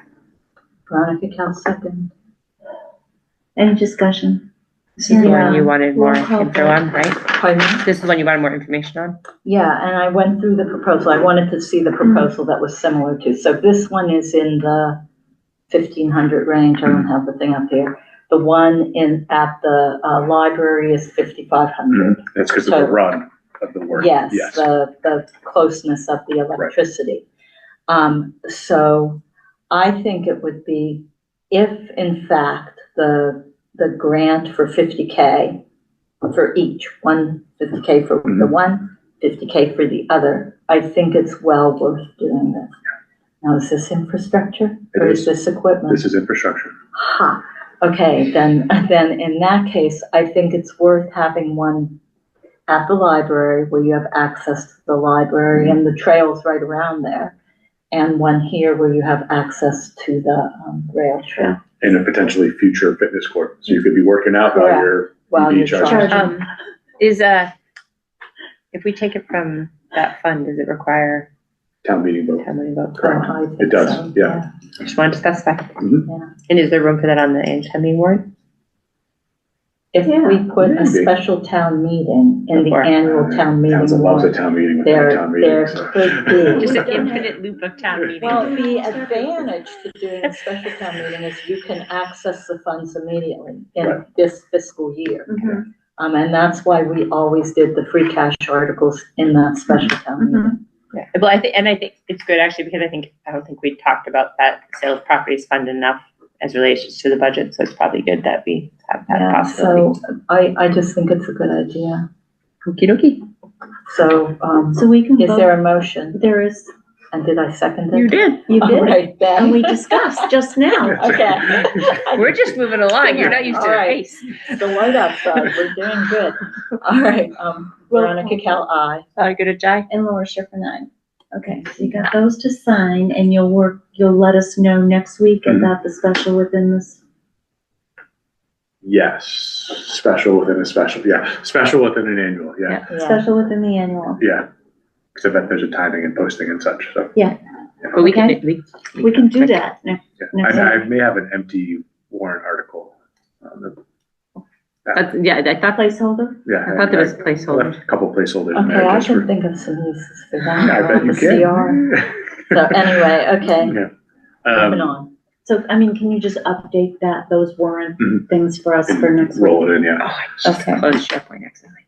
And, Where are we? all right, so that was unanimous on 5.5. 5.6, So do you, this one might, I'll do this one. This is your budget. Do you want to do it? Do you want to do the other two first? That's what I was thinking. I Yeah. was trying to Yeah, figure out how and to then let's phrase do the that for budget you. last. Yep. If that's okay with you, Lori. it's fine with me. Which one do you want to do first? We're gonna do 5.7 all three. is just it's our fire union Oh, yeah. decided to rescind their initial ask of the previous MOU. Mhm. And this is just a letter that highlights their rescission, I guess is the word. I've never used that word before, so. Yeah. My English teacher mom will be mad at me. But I'll share this on the screen just so folks can take a peek, but really it's just a motion for you guys to Except, accept. Mm-hmm.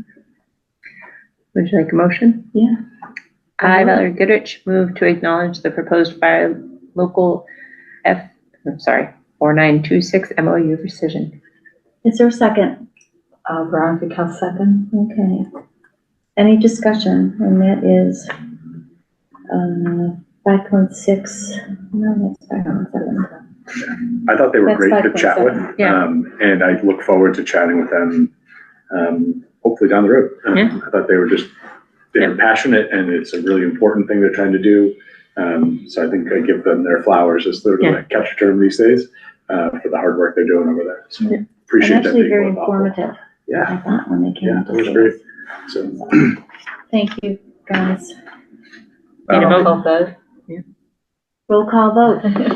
Veronica Kelly, aye. Valerie Goodrich, And Laura Schifrin, aye. next is 5.8, which is a discuss Townsend First policy. Yeah, I asked for that. The Townsend First policy, and Veronica, you'll know more than I because you were on the board when it was voted in and signed the policy. And we've talked about it since then here. It's my understanding that we use Townsend businesses if equal. If all Okay. else is equal, yes. If all else is equal, we use the Townsend business over, and again, that would be if all is equal. In other words, services were good or whatever, experiences were good. And I just wanted to make sure that that is what we still believe, and that it is not something where a department head could say to somebody, no, I'm not following the policy. That was the intent. So I think no matter what, because of certain procurement guidelines, you know, obviously there's thresholds that we have to abide by within Mass General Law first and foremost. So I think that's important, but with all else, you know, everything else being considered the same, you know, the policy is, you know, I haven't had to be used in, you know, in my time, like 2 months for you guys so far. Right. But I think the important note is the first sentence of the policy too, which says all state and federal law is primary. Yeah. So you first of all have to follow state and federal law, and then. Yes, so it's after that. So that is to handle the procurement Correct. piece that you were mentioning. Okay. And So, the yeah. prevailing wage and all the stuff that you have to. And it is still in, I mean, this was 2022, Yeah, so it it's is still in still in effect. Okay. So I just wanted to reiterate that to our community, that we are Townsend First. And in following with that, our little Townsend First sign downstairs, and in our wanting to welcome businesses into our town and leave their business cards in that place that we have for them downstairs so that they can promote their businesses to the residents of Townsend and whoever else might come in. Okay, so right now you're not seeing, I saw one today as I walked in. I didn't read it to see who it was because I was rushing in here, but we'd like to see that filled up with Townsend businesses. So that's We the do want to bulletin promote board them. to the left, right as you come in the door. When you walk in the door, it's on the right. We have a business card holder. You can put it on both sides, but Okay. what you're seeing on the left-hand side now is dog licenses and Townsend First, but also departments putting their flyers up there. I think Earth Day might be up exactly, there Earth Day, now. perfect okay. example. Okay. Or Board of Health had, you know, sign up for trash, Yeah. whatever, you know, one of the services That there. kind of thing. So that catches people's eye when they come in. But the one on the right is actually a business card holder. And we encourage the businesses in town to, you know, anybody doing business in town as a business, as one of our ways of helping to promote our economic growth. I know it sounds simple, but if enough people see it and pick up the cards, you're going to help businesses in town. And that is not the support that select board, like supporting or not supporting any particular business. Just to specify that also, we don't make any assessments of the businesses that are up there. No, or we're anything not like that. warranting the card that you pick up, if that's what you mean. Got it. Just wanted We're to not, specify but that. we're offering the opportunity for people with Townsend businesses to put their card there. We're not really inviting Lunenburg, Pepperell, Ashby, and everybody else. That is a Townsend First board. But we can't obviously guarantee their services. That would be going without Nor saying. recommend. I would say it's worthwhile for the town administrator to maybe audit those placeholders once a year, I'd say. Maybe, you know, the turn of the fiscal, or the turn of Christmas time, if you will, like, I think it might be worth clearing the board. I don't know, I'm just trying to think of like, some, Why don't 'cause we that's- see how Yeah, it 'cause goes? you Yeah. might Since we wind just up got with- our first some card. stagnant. Yeah, I just worry, like, if it gets Yeah. stagnant, if you Yeah. have Joe Schmo's, lawn cutting But service, and we're Joe in is a here kid from enough college. to look at the board. Yeah. You know, And as a policy, Employees are it would here. have to be all or none, because you don't want to be selective. Well, and like, I Right. did that before, I cleared everything out, and, Yes. one of our employees had put up, an activity that he was advocating for. And I was like, I'm sorry, I just kind of clean swept the board. And he's like, oh, well, that's this coming few days. But I was like, well, you can put it back up if you want to. it So goes on the other side. it was on the bulletin board side. Yeah. Yeah, it wasn't the card side. So it's just another way of like paying attention and seeing if it works. And it's helpful. I mean, like, if you walk into some place, you may need a plumber. You're at the building department to ask a question. Maybe you need a plumber, maybe Or you need an electrician. electrician. Yeah, they're hard to find these days, so you never know. So, Yeah. it's really nice to have that. So, and we do want to support those in town, so that's their opportunity to prove themselves Mhm. to the community. So that was I just wanted to reiterate all of that to the public. So that's 5.8, and thank you for allowing me to speak. And do you want to do the 5.6 now? Yeah, let's, so, That's the last of our, until we get to work session, right? correct, yeah.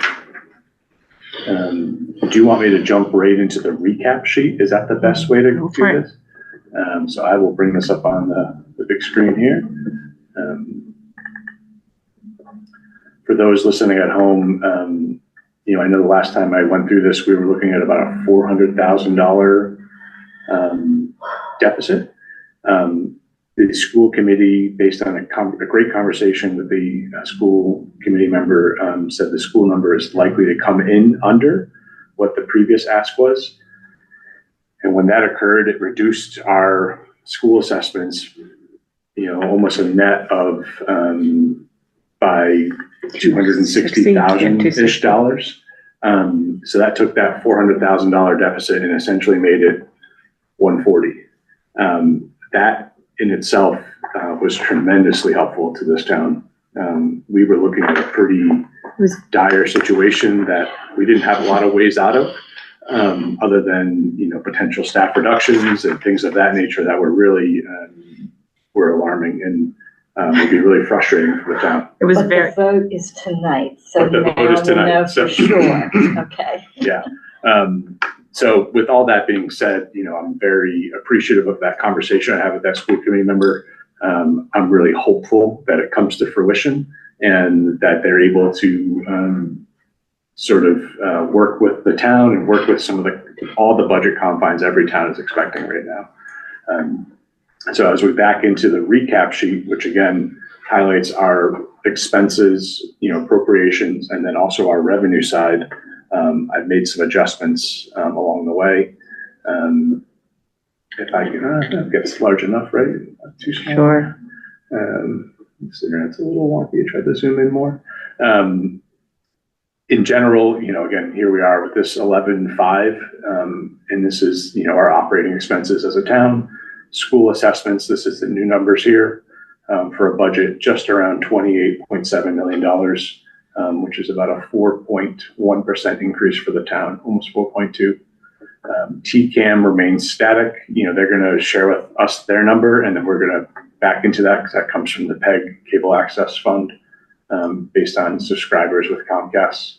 Doesn't It evens out. Elizabeth, I know it evens out, but doesn't Elizabeth provide that number, the amount that's in that account, the accountant? She will, yeah. So Okay. the catch there is, and again, this is something we're going to catch up with TCAM, is what's the expenses? When was the last time we need to go through some of the Comcast quarterly reports to make sure everything adds up there They have been asking Melissa and Elizabeth and have not gotten an answer from Comcast, right? from TCAM or for It's Comcast. our account for our in account. town, Yeah, meaning Melissa and the accountant. Where do they stand? How much money has come in? They don't know. They Who don't is have that? that report. TCAM? TCAM. Yeah. Yeah. so something, so that's why that one's in green. I'm gonna be going back to that. Okay. Green doesn't mean confirmed anymore, but, looking down, overlay is pretty static. Snow and ice, I have at 350 right now. I'm hopeful that's a little high. When every single year has been more than that? Well, but if you look at it, like we've had a whole lot more snow Yeah. than we've had before. So maybe In the it's going to last be 5 different years? this year, where we don't get back end loaded with snow. Just trying to be hopeful. Okay, me too. Yeah. I'll be positive. Um, 5 years worth yeah. at 4 something a year So, average. then also looking here in capital stabilization, about $46,000, almost $47,000. That will cover this last payment on the cat loader of $31,100. Yeah. Will be almost, capital stabilization will be quite low at that point for what it's worth. So for those folks that are volunteering for that group, something to be aware of. Again, these numbers are, we're working on these as estimates here for the cherry sheets. The fun part, our revenues. Because we are working with cherry sheets, these look pretty good. Indirects for water, sorry. And then local estimated receipts. We were previously at 9% because of the change in the school number. That's a new one. I brought that down. I know it's like stuck in my throat. Want me to refill it? I'm good. Take a minute. It's not You can gonna- I don't want take you a to choke on recess. us. Skittles might help. I know, right? So I did bring that number down. 9% is too high. Because in the event you come up short next year, you're really up against it. So I brought that number down to 6.5. Town accountant agreed. And she said that's a more cautious approach to take. 9% is too aggressive. I know Starbucks is coming. I know we are anticipating some more local receipts, but Wait and see. let's be cautious. Yeah. Wait and see. Rather than overshooting and coming up short. Yeah. Um, I agree with that. Local receipts, our ambulance receipts, 700K. I know there was a note that capital planning was suggesting potentially using that 700K to buy bunker gear. I'm hopeful that does not check out. Does- I Because think on the Does- final report that did it isn't change? there. Okay, No.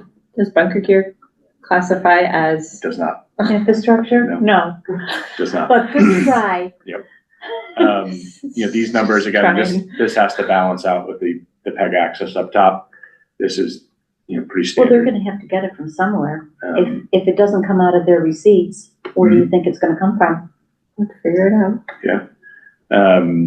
Again, snow and ice, this evens out from up above.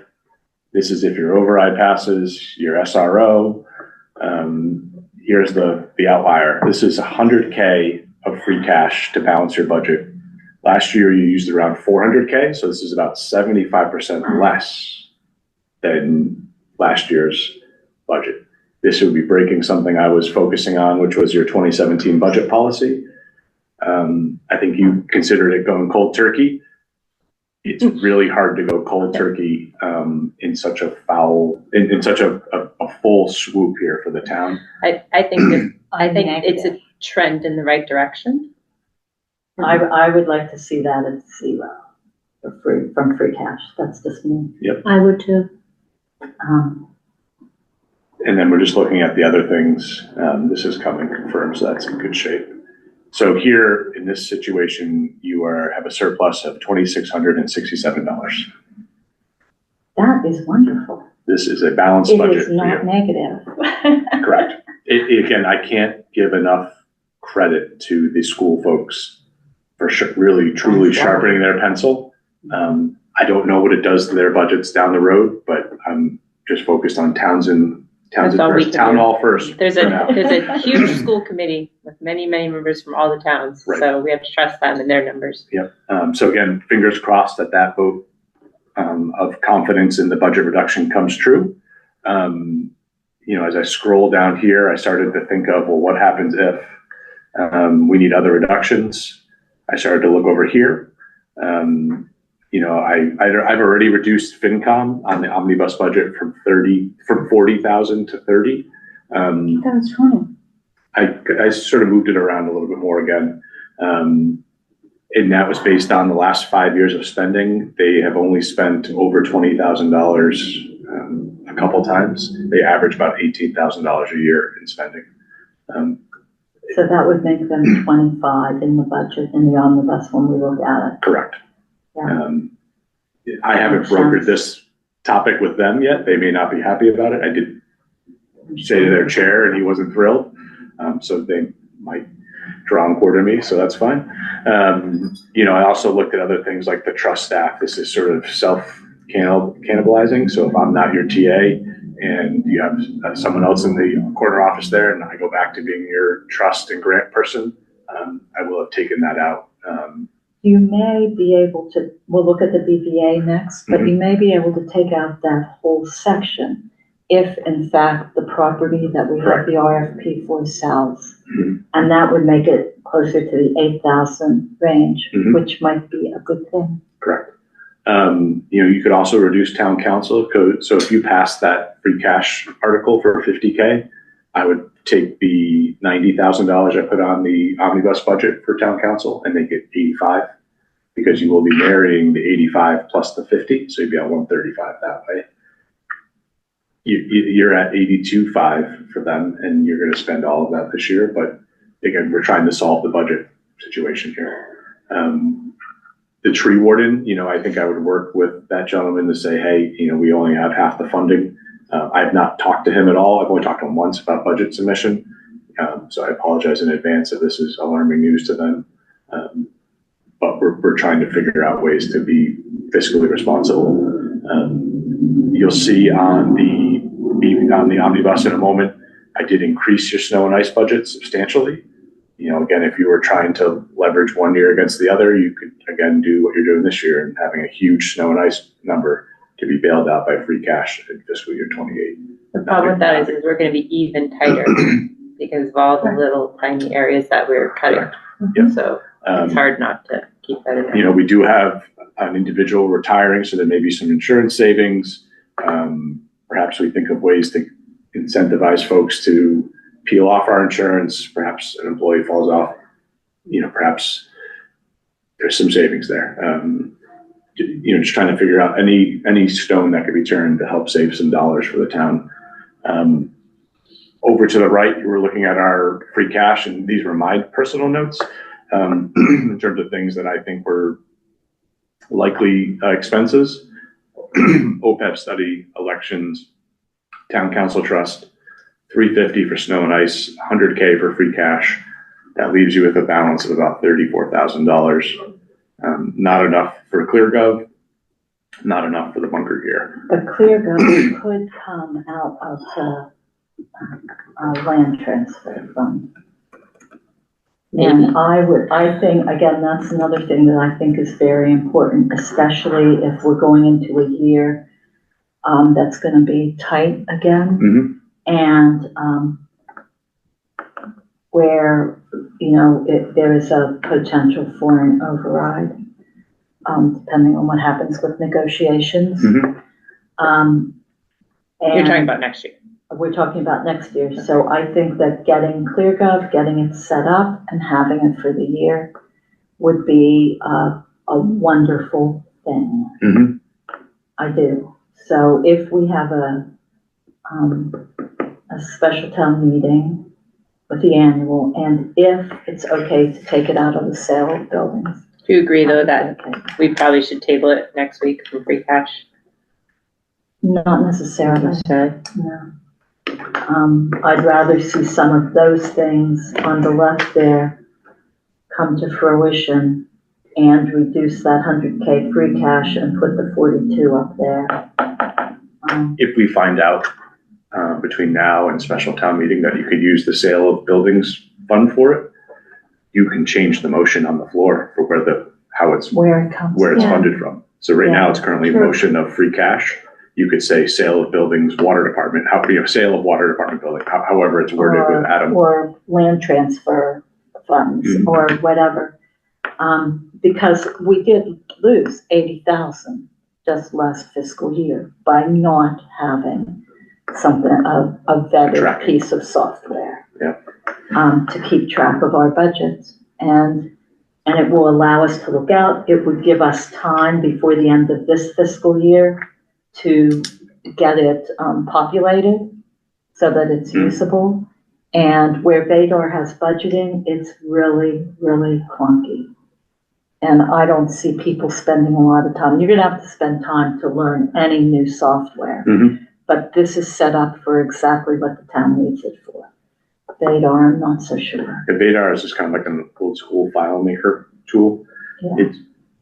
It's great if you know it really well, but if you don't, I think it would take some time to really get on board. And I think ClearGov's more intuitive, but it comes with a cost. And a subscription that costs around $20-ish, $22,000 a year with a 6% increase in the cost every year.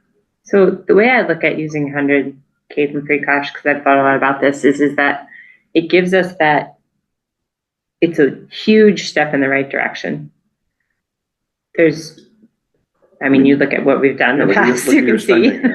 I mean, we are going there, and it gives us that flexibility to implement changes brought about by a hiring freeze, just like we started today. It gives us that time to say, hey, is there places that we can make things more efficient? Is there places that there are, intermunicipal solutions? And it gives us that year to really, every position that comes up, we evaluate it. Town administrator works with the department head. Is this necessary? It gives us that flexibility. That's the way I'm looking at that 100K. Well, I will tell you that the earlier stuff, the hot heavy use, a lot of that was money spent to buy out people, essentially. Those were payouts that were in contracts during the years where serious payouts were in our water contracts. Oh yeah, I'm less So concerned it about the was- why as the trend. Well, I know it's related. It's more related, positive, but I would really like to do it without, if we can, and we're so close that we may be able to. Mhm. So I've thought about it a lot too, and if we can explore places, just getting a balanced budget with this, thank you to the schools. Really Yeah, a big thank you to the schools. Without that, and it's not voted yet. So I think it's important to note that if you, as a select board, say, to your TA, your interim TA, like, I don't want you to use free cash, then the next step in that philosophy is likely some personnel reductions. I want to be crystal clear about it. So that's, again, I agree that maybe, I think I said this, I don't know who I wrote this in an email to, but in the event that you use some free cash this year, the 100K, let's say, as of July 2026, you would be starting an override committee July 2nd to say this, we're going to start this now to build momentum, positive momentum to get you to spring of 27. And it would be an all hands on deck. It would be a school person. It would be a FinCom person, a select board, a TA, maybe a treasurer collector, accountant, everybody sort of coming up with ideas and then implementing them and checking with every village and every neighborhood in town to say, will you support an override? A truly operational override to, solidify staff in the buildings, solidify your police, your fire, your schools, every department, so that there's continuity and it's a longer term plan. It's not just 1 year of a Band-Aid. It's sort of how it goes. So I think that would be my charge to you guys, is to just think really long term about, it's 1 year and then getting to a finish line that helps for a big plan, and looking at next year's budget as certainly much tighter, but with an opportunity for momentum, and how refreshing it might be to a resident that you're not coming to them for an operational override. Like after the storm of last year, it is really kudos to you guys in the schools to say, we figured it out this year. With the exception of police. But police But it's is, different. But It's there. that's really That's easy to point yeah, to, part of the Yeah. you deal. know, that, and, you know, they were out of contract, so then you're. No, I understand. I'm just, Go back down to that free cash thing, because that 200,000 of free cash that we took out, and the one up above where you were comparing the years. Yeah, there, that 200K is what came out in March last year. That wouldn't have been there if not for that, and that put us 200K in the hole to By start the the school. year. And so 100K in free cash going into the budget, it puts us in the hole that much next year. And the budget has been cut so much. I mean, we cut all the expense side last year to be able to budget for this year. And it's even further cuts. We haven't looked at the omnibus yet. It's even further cuts this year to get there. So if there is any way, even if it means looking at staff, I am okay looking at that in order to not be in the hole next year. Because at least you know that you can do it with 2% for personnel for the next year if you have to. It's not ideal because the omnibus budget, yeah, it's balanced, but it is not ideal. Right. It's I don't balanced. think anybody around here has an ideal budget municipally this year. Well, it's so cut, it's so austere. And It's- again, the only reason I've come around on 100K is because I do think if you have a hiring freeze in place, you can, I think you get that 100K over the course of the year in the hard discussions of someone's not here, how is this working out? But the thing is, it's cut so tightly that we need not only that 100K, but that 350 snow and ice above it, which we are not gonna have in free cash unless we have a mass exodus of, personnel. Yeah, that might be a good time for me to jump into, your omnibus budget here. Again, this was And discussed. this is not, if I may, not necessarily people that you want leaving that are leaving. Potentially, yeah. So looking at this budget, you know, you guys made the ask of the salary at 180. You know, I put in the notes here, contract 2.5%. Otherwise, for all staff, I did 2% for their wages. And again, you start to see here where the nipping and tucking begins. You know, I can look at auto allowance went away for the TA. You know, all sorts of different departments here that we just sort of cut back on. Your professional services line, everywhere. Webmaster, you know, it goes on and on. You know, here's your FinCom number. You know, 2% for accounting, CBIZ contract. And you can tell me to go fast or slow, but, you know, 2% here. And I've sent this to staff to say it's 2%. And, you know, I know we have agreements and unions to consider, but this is where the budget's at right now. And because it's so lean, I think you're probably looking at anyone who says, I need 4%. You know, I kind of half jokingly say, well, then the next department head meeting, let me know who isn't going to be here at the following department head meeting. It's that tight, Yeah. to your point about the budget in terms of what it looks like for the town. And that's a really mean, you know, that's not a nice way to phrase it, but I think it's a really honest way. It's very transparent for these folks to decide. And How they unions wanna be. already know that. Yep. It's not a secret. Again, we looked everywhere. You know, Jason from, you know, fellow TA helped me with some of these things. So he really sharpened his pencil, and he's here to watch me and tell me what I'm doing wrong along the way here. So, but this is not what other, you know, similar to Val's point, other communities are also going through this. Like they are, Yeah, we know. it's bleak. So I'll keep scrolling down. The mega points are really, you know, this town council, you saw a $7,500 increase. You know, this jump may not be as necessary when you consider $50,000 via trust, but, you know, with several union negotiations to take care of. Police isn't done yet. You know, I think It's having, pretty much all of them. yeah. And then we know that fires the following year after, we're going to begin those discussions. And I think In it's, FY26. yeah, it's critically important to have labor council involved from day one in all of those steps. 'Cause I think there's some things that even a seasoned select board may not think of that a good labor council will. She was involved all of last year. Mhm.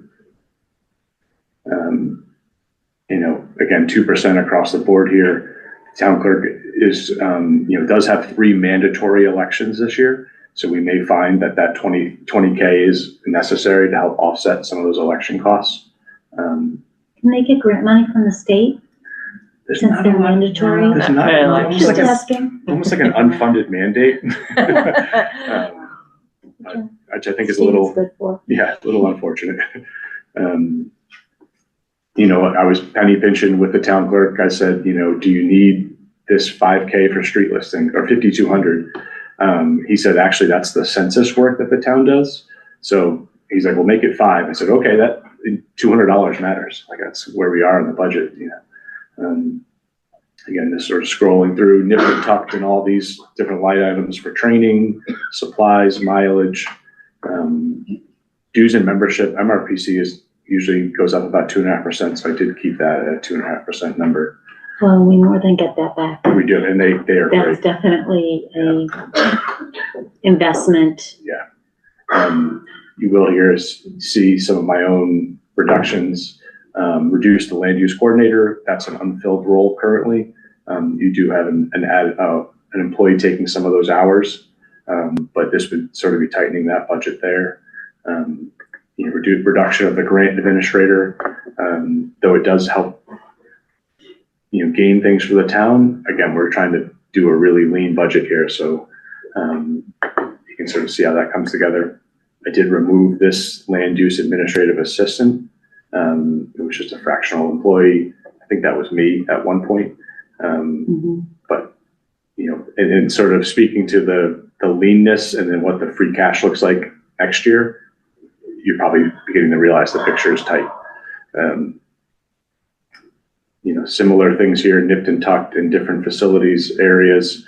You know, he won't be happy, but, you know, this is sort of a collective budget, you know, reduce the electricity costs, though the rates are through the roof right now. You know, some of the rates that National Grid's putting on its customers are crazy. I thought we got a 25% reduction from Unitil.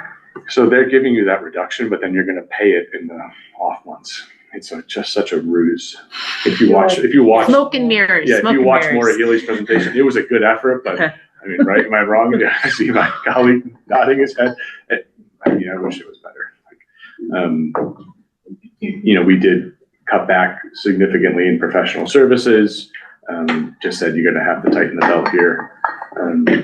But the increase is truly more or less the utility increases. Police was pretty static in terms of it's dependent upon that override question. Our police chief's contract is up, so I kind of took an average of the areas in terms of what we're supposed to, how it was supposed to be on tonight's agenda. That's what it was. I missed that one. Oh, right. Sure. So Next week. yeah, we need to discuss his contract. You know, again, here's his override number with 15 officers, and sort of the increases you'll see there. There was some nipping and tucking along the way based on his spending. You'll see that in a few different departments, both police, fire, as well as highway areas that based on a few years worth of historical reporting they haven't spent in. Perhaps that was part of the end of year transfer dance that it sounds like Townsend likes to do. But, you know, try to make a balanced budget without those allocations for fiscal year 27. This is, you know, recognizing your police, your fire chief is coming off contract next year. So, you know, we'll look at that, you know, for 32 hours a week, $55 an hour, 2% for the 3 years. I think that's a pretty fair rate considering there's no assistant fire chief in that department. Other obligations here are 2%. this group runs a really tight budget, and they're pretty responsive in terms of our ambulance receipts. So not a lot of poking at the holes here, but we still did reduce in a few different areas. These are all pretty much the same. Veronica pointed out to me that this is our communication center. This is our Patriot costs here. So that's something that I just wasn't aware of before in terms of what it looked like. When you scroll that back up, so the amounts above it, have you looked at the BVA to see those 3 lines? I haven't yet. I mean, I think that's equipment that we have, but it might be worth looking at that. Yeah. Building inspector, was quite generous in terms of before had offered back to give money back in order to make things work for his department and the town.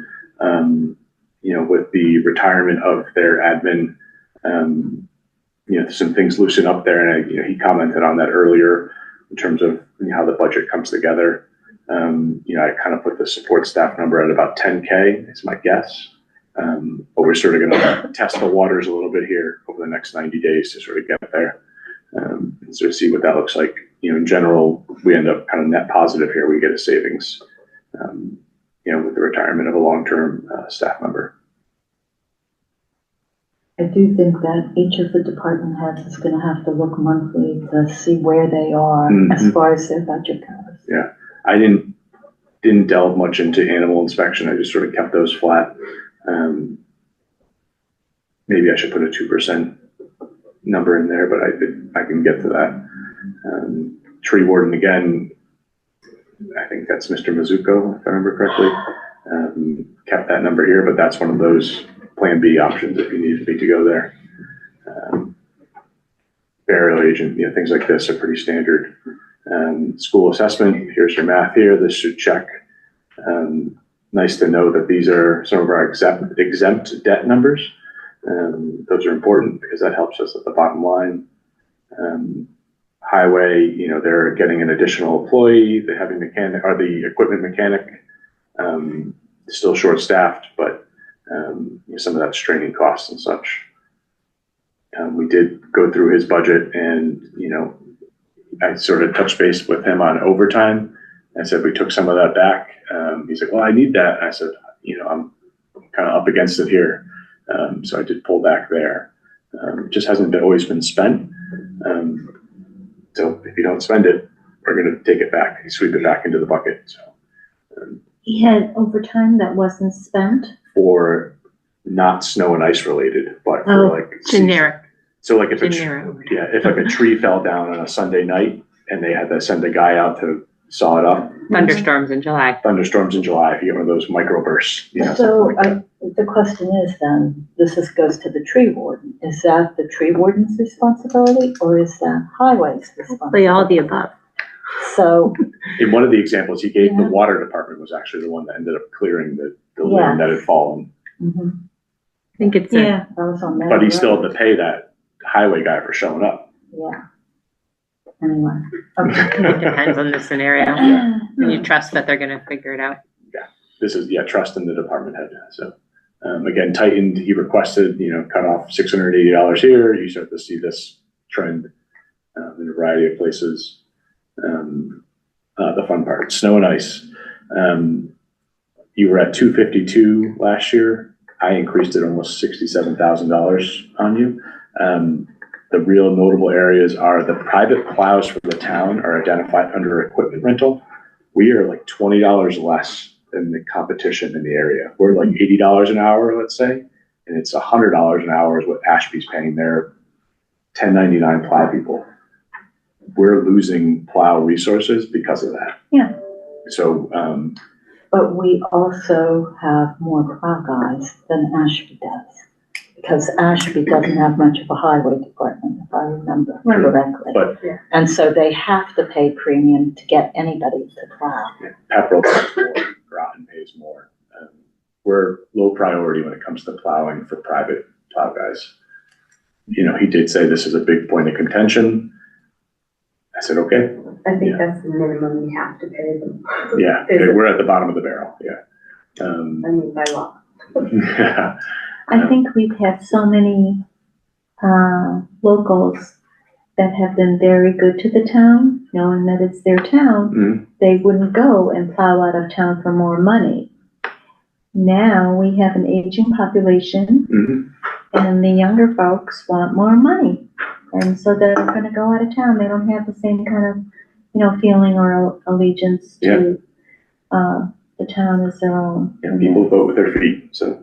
It's kind of a reverse Townsend first policy than that we need to be plowing town first. Well, we had a lot of people that felt that way, Yeah. and Notably, it's tough for them now. yeah, I did increase the salt orders by 1.5, just to try to catch up a little bit here. I think that's. a And good have some idea. on stock. Well, it's just the Or inside. numbers there, because you figure it's about 2 to 3 loads a year. The $96,000 is one order. If we're at least getting some coverage on the second order, it helps. It means that snow and ice ask at the end of the year is less. Yeah, I get that. Or if it's a really good year and it's not much snow, we can offset it in other ways. Do they stock up in the summer when it's cheaper, or do they wait? I think it's probably based on manufacturers. I don't really know how all those mechanisms work. I know Looking that at Jason, maybe, Depends on if you have money to buy it. yeah. last year we got one at the end of the year. Capacity to buy it, you can do it. I mean, it would make more sense. Available discount too, Yeah. what they pay. So, it's another 67,000 more dollars than last year's budget in there. It's not enough, but it's a move in the right direction. You could take that other $34,000 in free cash and you could say, all right, let's increase it to 2 orders. So then you are covering yourself in that version. Mhm. It's just another free cash sort of safety net, if you will. So again, running through it here, most of these numbers are pretty static from solid waste. Cemetery parks, 2%. Not a lot of surprises in here. I think Roger made a little change to the admin in there. He did, yeah, he's a department head and I think he brokered that with them, so. I did flatline, he had given themselves 4% raises, I think I made it 2%. Because of the union status of the employee, so. Housing authority, again, I reduced this, as someone who is your housing authority agent, if you will, just to save a few dollars for the town. Similar with the trust, and there's a world that the trust costs are covered if the sale of property for that group occurs. Board of Health, 2%. The professional services, I nipped back, if you will. Board of Health for Neshoba, I can't fight that, but that's a pretty substantial increase, almost 30%. Landfill engineering is a contract with Weston and Sampson, so that's static. Council on Aging gets a lot of great funding from some private organizations, but still does have direct costs to the town, 2% here. Veterans agent, I don't have a contract from her, so I'm going to have to catch up with her in terms of what it looks like for her side of things. We brought some of the benefits in line to what the historical spending's been. So, library has their own has a funding source privately through the library trustees. So I left it to their department heads. I know there's been some questions about some maintenance and custodial things over there, so I did try to help out with some of their custodial questions and such. It's also a number that gets us to their matching, and Valerie knows the word. Yeah, but there's if they remain certified and we don't have to apply for a waiver this year, because if we didn't get the waiver, there'd be $35,000 less coming in. Yeah. So that prevents us from having to risk that $35,000. It's a very early process, so I don't want to say a lot about it yet, but there's a chance too that the endowment's going to possibly look at cleaning that facility and bumping that in. So that would free up some. Yeah, I mean, I had that number, that 457, 412. That was the exact number, so floor, not a penny more than what they need, the minimum they need to remain certified this year. Yeah. And get it, we can apply for the exception, but there's no guarantee. So then you might actually lose more than you gain. Yeah.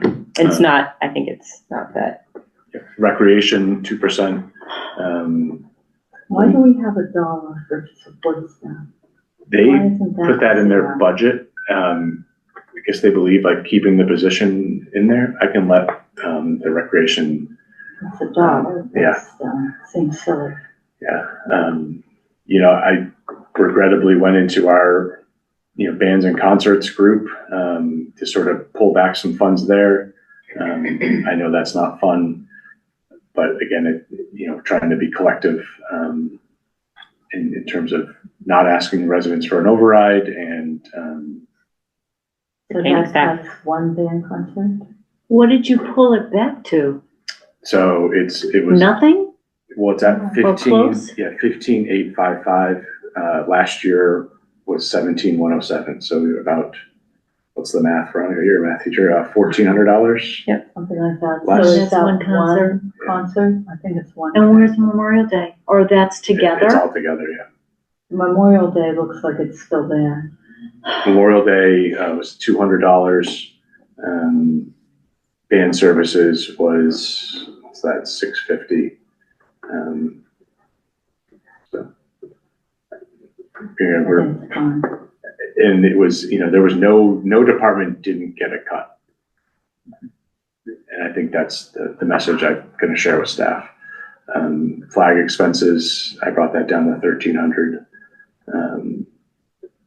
Things like the debt here isn't really changing. Not much I can do there. It is worth noting this will eventually go up to the treasurer collector's line. This is really a treasurer collector expense. And we'll move out of this section of the budget and we'll go up to the treasurer collector bucket.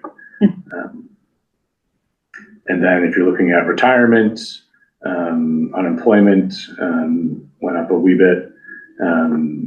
Health insurance town share, is 13.69. That's your 12.9%. In the event that there's someone retires, maybe there's a savings, just kind of have it as a placeholder, but to keep it at the 12.9% for the town.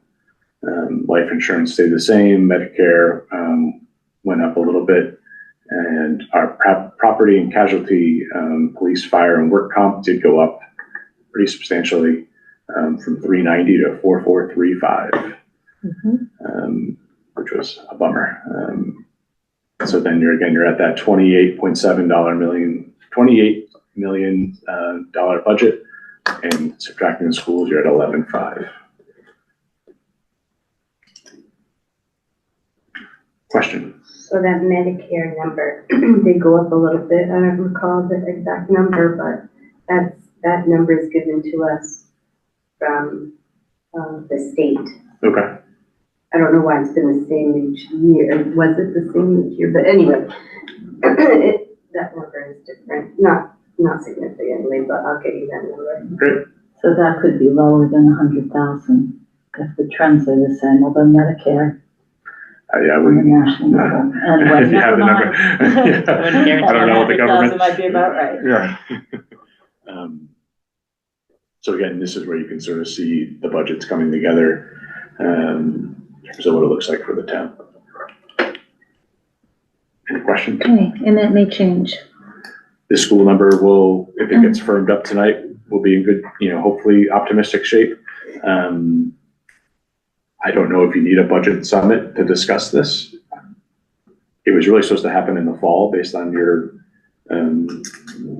No, that's a preliminary in the fall. The budget summit is always in March. based on the town charter and the bylaws. Are you It's in the sure? positive. Read it this morning with Sabrina. She's like, well, all right. We've had Well, it then why every did they year make in us do March. it last March 10th? Yeah, that's a good We've question. had it every March. Might be since one I've of been those select- policies. And that's true too. It might be in the It's policy. been every month. It's And not the been bylaw every charter. Yeah, March. I won't find it now, but I don't, like, what's the purpose of the summit? It's usually for department heads to defend their budget. But in this case, there's not much change from There's last year. Nothing to Not defend. much to defend. Yeah, last year, Yes. only 2 department heads showed up. Well, they came throughout the Yeah, weeks. yeah, so hasn't finance been doing that with the department No, heads? but they don't have this. They haven't had it, so it's been hard for them to That's not true. I've sent it to him twice now. Yeah. Well, yeah, recently. Without any Yeah. response. Yeah. So. But, so I guess my question is you need direction from us on this. I do. And, I mean, I started off this budget process being like, I think I sent you that 2017 policy and I was like, You did. this is what but I've been talking to, talking to Jason and the other TAs doing the interim, like the TA job search thing and everything. Spending 100,000 in free cash is not bad to balance a budget this year. On a $28 million budget.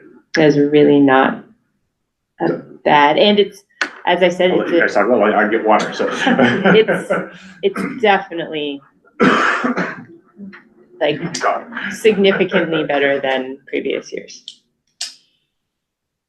Yeah, but that 100,000 or even 200,000 or all the lines there that they took out of the town budget was not the $28 million budget, it was the $11 million budget that it was taken out of. It was not taken out of the school at any point in time. Well, I think the school they've been doing a lot of work over there this past year to get to the number we have that Well, hopefully they will be should approved. have.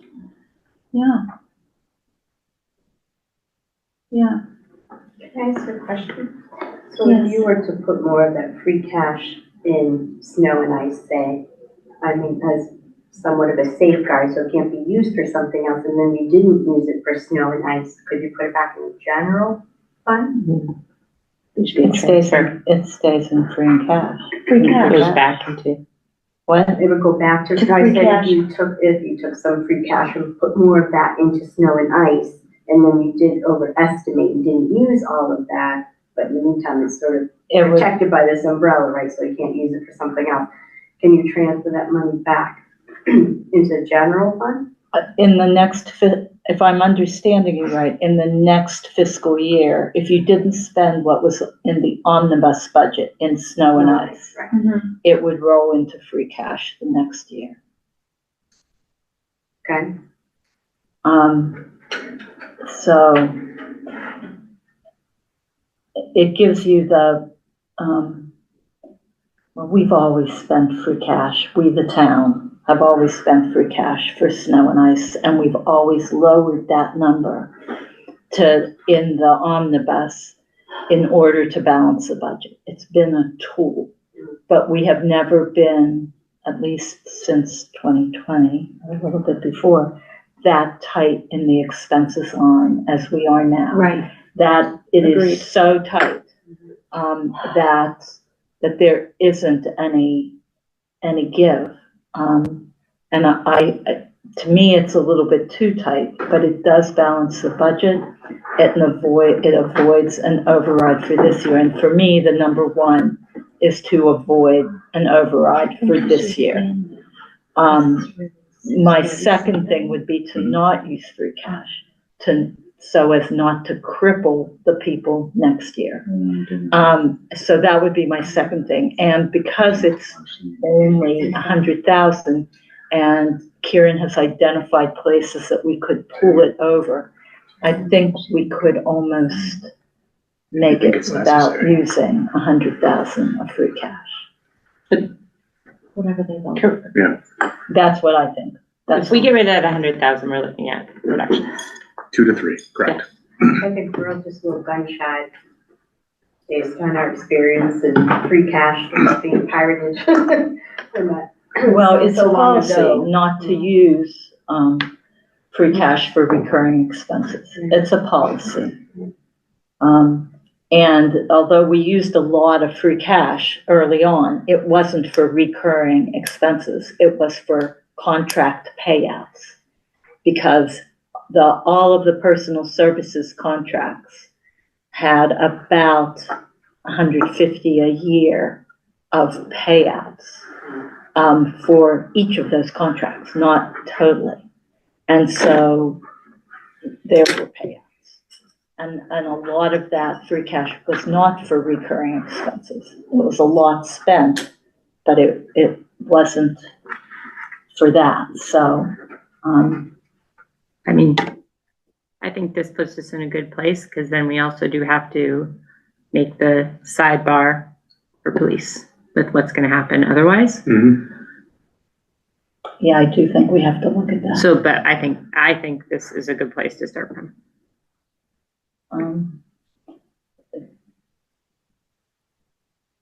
Because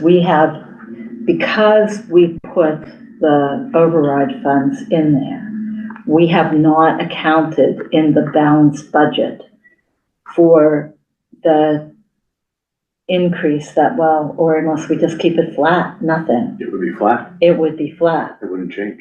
which means that it's zero, and that's a really bad place to be. And although we're giving 2% to everybody else, the police contract isn't written that way. But they don't get anything. They don't get anything, right? So it's a fiscal year 28 Oh, problem. it's a positive. Yeah, you actually come out ahead. Yeah.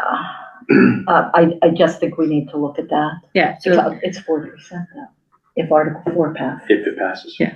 Are you saying the union agreed that if the override doesn't go through, that they don't get an increase? no, we're back. No, they did. Hang It my hat on means that that. we're back. It just to means the- we're back to negotiations the again. bargaining table. Yeah. So, Think about I mean, costs. I think we still have work that we need to do, and this is a good place to start from. But, and I would make a motion as to such, but I mean, we'll know, so it's kind of twofold. So we need the school. we're contingent upon the school number tonight, shortly. And then you're also, dependent upon police override. But I'm advocating for you guys to go with this budget as you have before you, because I think it's the most sensible budget.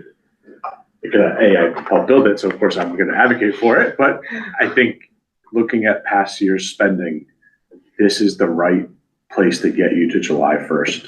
And then, like I said, July 2nd, the override concept, Well, and it would be the outside groups advocating for it, but we present the information. outside groups, and then you're working with your unions. Then you're working with staff to understand what everyone's job descriptions, things like that. You're really working through all the gritty work for a full year up until that point, rather than having someone like myself try to put the fire out right now. But that you guys hired me for a job, so I will do whatever your marching orders are. You are the executives of the town. This is your decision. I would vote for going forward with a balanced budget without an override. I agree with that completely.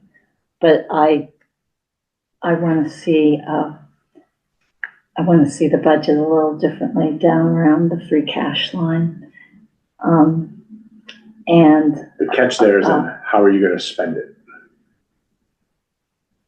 So if you don't use that 100K, where does it go? Snow and ice. Okay. It's the catch 22. Leave it, or don't touch it. I would not touch it. You don't have to touch it. And then look at what pops up next year Mhm. that needs funded. What if equipment breaks? Although that's a pretty new copier What's that out there, infrastructure? and it's under, but Yeah. what if something happens that needs so I that think- we but I haven't think that- anticipated? I think that the whole next year, every single thing is under a microscope. I think you enter next year and every single thing that happens, it's a long budget year. It's like the whole year of budgeting. It is. Well, And I it gives agree you with that chance to look at. I think you'll wind up at a whole year of going through this methodically with more than It 100,000. can change in the fall too, fall town meeting. It's just, Be I amended. like any sort of restructuring and reorganizing needs 6 months minimum because we have to bring it to special town meeting in the fall to get it approved before we can implement it. Mhm. I just think this, with the timeline given, is We could also revisit this next week and say we have the school number. I assumed we were going to vote it on Saturday, but I'm good with voting it on Tuesday if we're not doing a Saturday budget summit. I just But think I'm it's not good silly with to, voting not it to be tonight. disrespectful to it, but I don't see the point. And your staff are, I'm gonna advocate for staff here, they're grumpy enough, and it's gonna cost us a day of comp time for them to come here on a Saturday. And really, like, we're only giving them 2%, shouldn't be asking for them to come here on a Saturday. To be perfectly blunt with you, like, I agree. it's also unfair to you guys. You guys have lives. Do you want to Do come we? here on a Saturday? Yeah, Like, I'm just saying, like, you know, I can make it happen in my schedule. I just think I've sent this to staff. I've only had one staff member call and say, hey, that's all I'm looking at. I'm like, yeah, they're like, okay, thanks for doing it. Because the alternative is More reductions. more reductions. I don't want to vote on a budget before we have all the information. So I want to know, can we use the building fund, the For ClearGov. land funds for what exactly? Mhm. I want to know that. The housing funds, I would like to meet with the housing trust and see about giving that up. That would, I mean, because I'm good with that. I mean, who knows? We might not even have a housing trust If the land doesn't after- sell, yeah. if the land doesn't sell. I mean, we're dead in the water pretty much. There's a few other things in that list on the left. I don't think they're sussed out enough right now. Yeah. Not that you haven't been working on it, you know, but See you how know this what I ought to mean. go. And so it's, I think it's almost there. Yeah. But There's another I- 16K that you're not using free cash. And who knows, if maybe the schools will come in with 50K more. And that could be really helpful. That would be very helpful. And do we have a final water number? Those sorts of things. I really thought that, so my goal for voting on a budget was Saturday. But I am perfectly fine with voting, however those little details get sorted out, with saying that I vote that we have a budget that's balanced without an override. I'm comfortable with that. This budget makes me comfortable with that. That's all. I don't want to make it more difficult for people next year. I think that it's going to be a difficult year. And we have Kieran, but we don't have a TA. And without a TA who's on board and,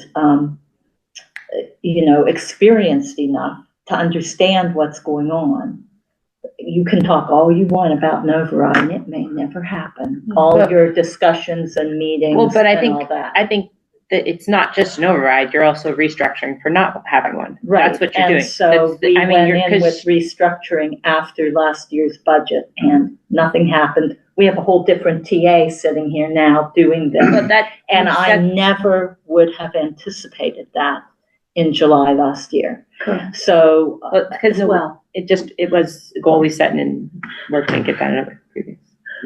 And there's a chance you have someone different come July again. For you, because you're not re-upping, but then there's also a new member, and potentially two more. maybe 3 new members. So it's almost like you're kind of, you're parlaying to let a bigger group make a decision as a representatives of the town. Right. It's So not a bad I philosophy. I just want to see exactly what we're doing here. And I think we need final numbers from the school. That's why we moved the budget summit from last week Saturday to next week Yes, Saturday. I'm not advocating for the budget summit on Saturday, but I'm good with waiting until Tuesday. Yeah, and I can go, depending on our timing, check on that with our FinCom friends too, so. Okay. Okay, now we're. So is it legal for us to say we're not gonna have a summit on Saturday? So from what I understand, and I can I'll believe correct you this, guys, whatever you say, but It is- we've always done that. FinCom's meeting with rec first, we actually have time. Say again? FinCom's meeting with rec first and joint, so we actually have Okay. time. I believe, and I'll pull this up, it's a policy, oh, boy, internet's slow. It's a policy and not in the charter or the bylaw. It is a select board finance policy. Right. So select board can decide not to have it?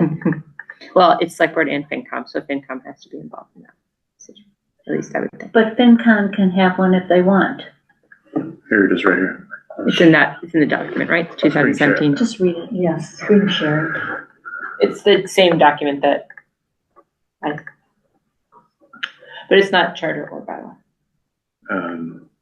This information is presented to the Board of Selectmen, Finance Committee, and the town's representatives on the North Middlesex Regional School District Committee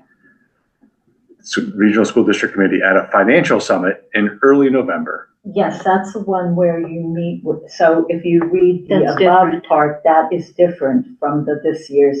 We did do that my first 2, maybe 3 years.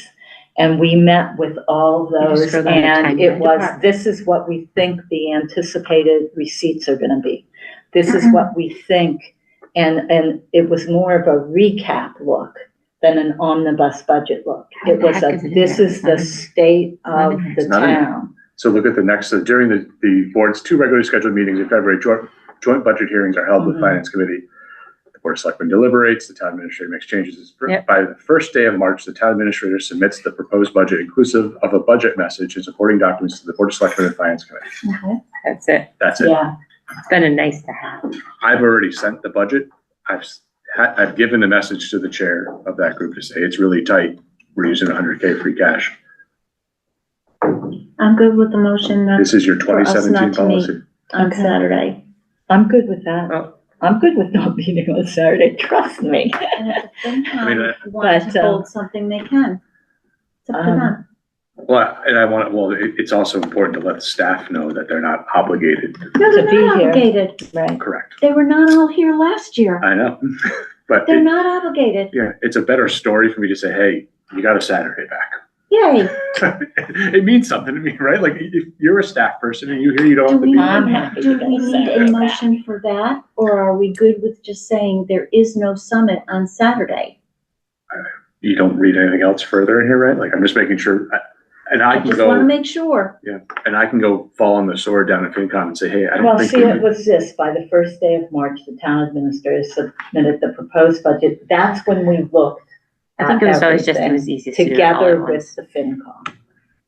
And we've had joint meetings with the FinCom, 2 of them reference to your budget And I've sent it to Don, so everything that the staff for got, that. the staff got the same exact budget that Don got, the omnibus budget and the recap That you have been. that I just presented. Yeah. He got both of them last week. I make a motion to have the budget summit on March 13th. Is there a second? Oh, 14th. Saturday the 14th. I'll second that. Okay, is there any further discussion?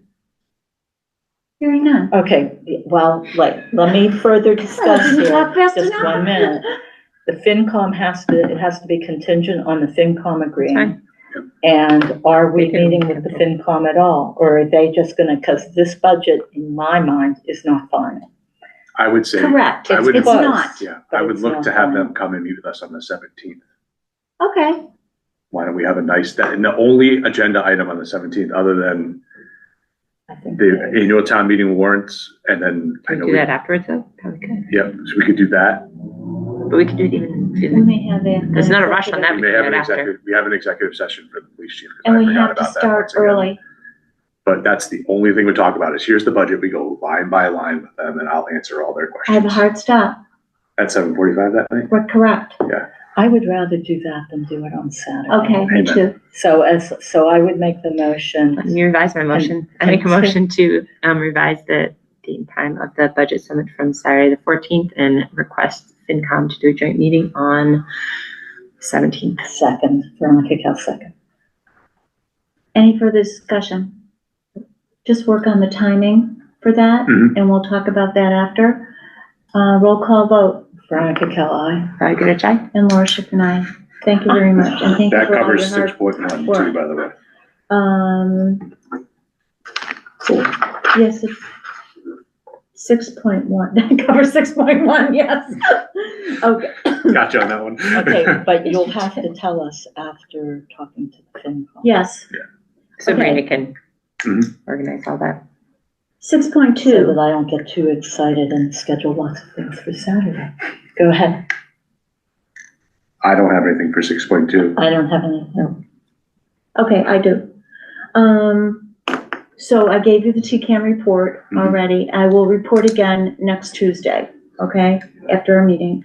And also I have a full ad hoc committee with 2 members from the Housing Trust. Oh, who? Yes, Who? David Whirlin and Cindy Bounty. Oh, Nice. good.